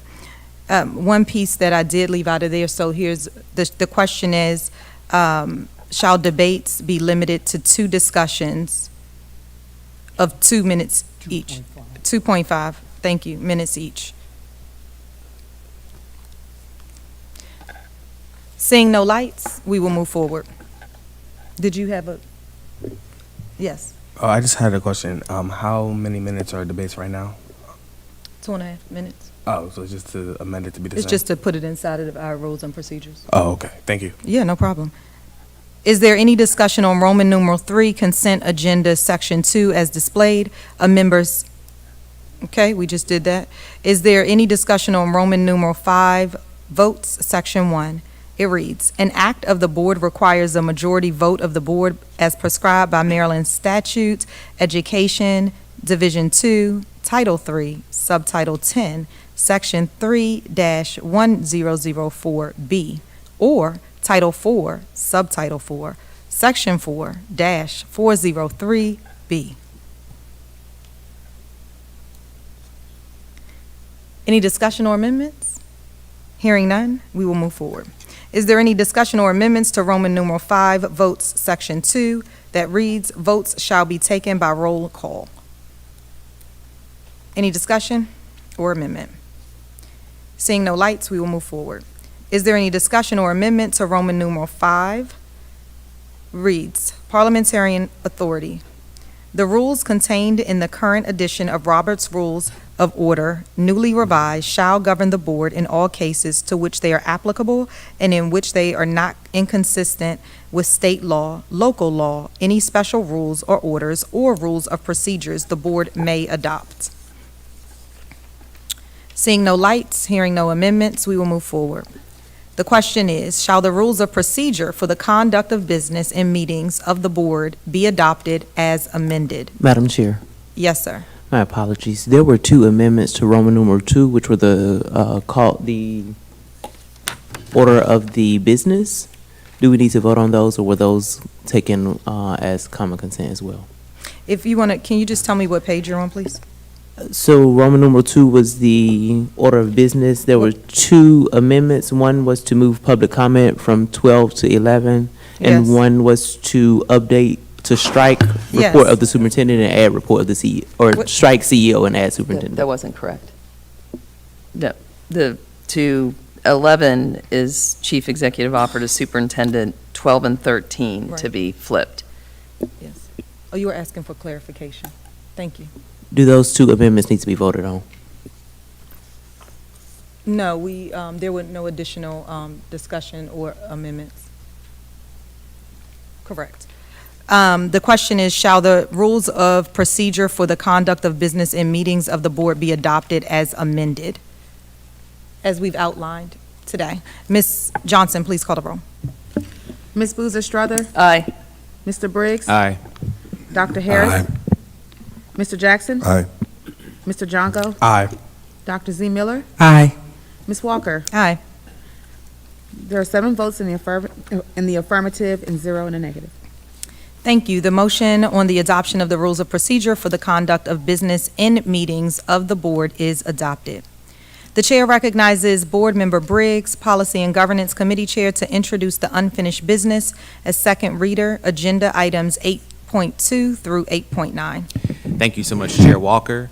The Board of Education on June 27, 2024 voted and approved the following policies as first reader. New policy, service animals in schools. New policy, student information and records.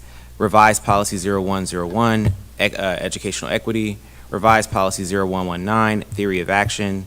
Revised policy 6161, core curriculum resources. Rescinded policy 4111, employment recruitment. Rescinded policy 6180.1, evaluation and selection of classroom instructional materials. Rescinded policy 8371, appointments. The Policy and Governance Committee is recommending that the policy be advanced as a second reader. Thank you so much. The question is, shall the board adopt agenda items 8.2 through 8.9 under the unfinished business as second reader? Is there any discussion? Ms. Johnson, please call the roll. Ms. Boozer Strother? Aye. Mr. Briggs? Aye. Dr. Harris? Aye. Mr. Jackson? Aye. Mr. Jongo? Aye. Dr. Z. Miller? Aye. Ms. Walker? Aye. There are 7 votes in the affirmative, 0 negative. The unfinished business second reader, agenda items 8.2 through 8.9 are adopted. Moving forward, the chair recognizes Superintendent House to introduce items 9.1, Capital Improvement Program for fiscal years 2026 through 2031 as the first reader. Thank you, Madam Chair. As indicated, items 9.1 require board approval of the Capital Improvement Program for fiscal year 2026 through 2031. The question is, shall the board adopt agenda item 9.1 under the new business for first reader? Is there any discussion? Yes, we will take discussion now. The first is Dr. Zipporah Miller.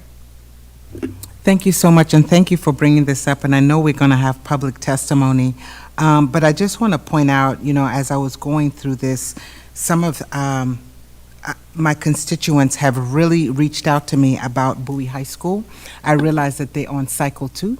And I do appreciate Director Shayla Jackson taking the time to speak with me, but I want to just make sure that there is a way that I could communicate with teams to look at some of the concerns that they have with Bowie High School. I have walked to the school as well.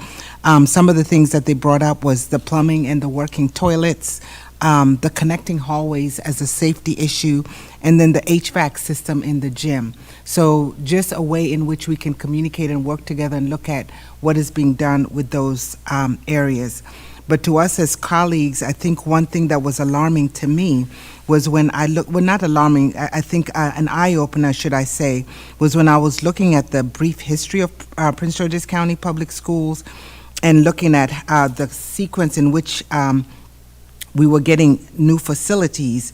In 52 through 70, we had 140 built at the same time, which means we're sitting in a stage where we have buildings that are over 50 years old. So how do we figure out other innovative ways that we can work with our state legislators to get many of our buildings within our districts either renovated or have new ones built?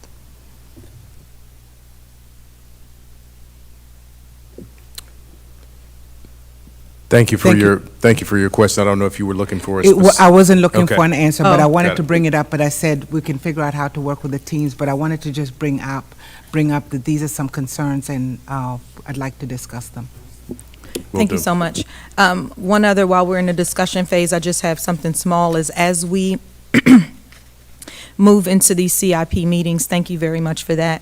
If we can also talk about, I mentioned it on a meeting lately, but if we can also talk about maintenance for those areas that aren't, for the schools that are not up for building, what the maintenance plans are, and then how we, to help the public understand, how do we decide, and then how do we prioritize maintenance inside of buildings, because all of our schools are extremely old across Prince George's County. Thank you so much. Okay. And then we have a question, Mr. Jongo. Yeah, I brought this up a little bit at the OBAFA, oh, shoot, so you guys can hear me. I brought this up a little bit during the OBAFA committee meeting on Tuesday about Duval High School. My DMs have been overwhelmed with concerns about the implementation of their new field, especially because of the fact that, there's glass on their field, and, it was a big thing on the news, and I know you guys already have been working hard to stop it, but I do really want to be able to give them a response, because I really don't know what to say to the students that, I come in contact with, to give them an update. I don't want to just give them we're working on it. I want to give them a little bit more than that. So I was just wondering, if you guys could give me, more of a brief, at least a brief current moment of a brief current, situation of the Duval situation. We'd be glad to do so, and we've actually formulated a response already, and we'll make sure to pass that on so you can utilize it as a part of your response to your constituents. Thank you.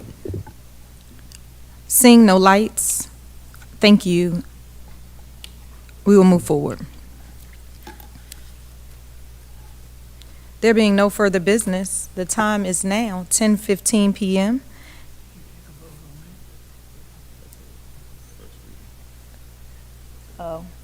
Almost, everyone, almost. The question is, shall the board adopt agenda item 9.1 under the new business first reader? Ms. Johnson, please call the roll. Ms. Boozer Strother? Aye. Mr. Briggs? Aye. Dr. Harris? Aye. Mr. Jackson? Aye. Mr. Jongo? Aye. Dr. Z. Miller? Aye. Ms. Walker? Aye. The votes are 7 in the affirmative and 0 negative.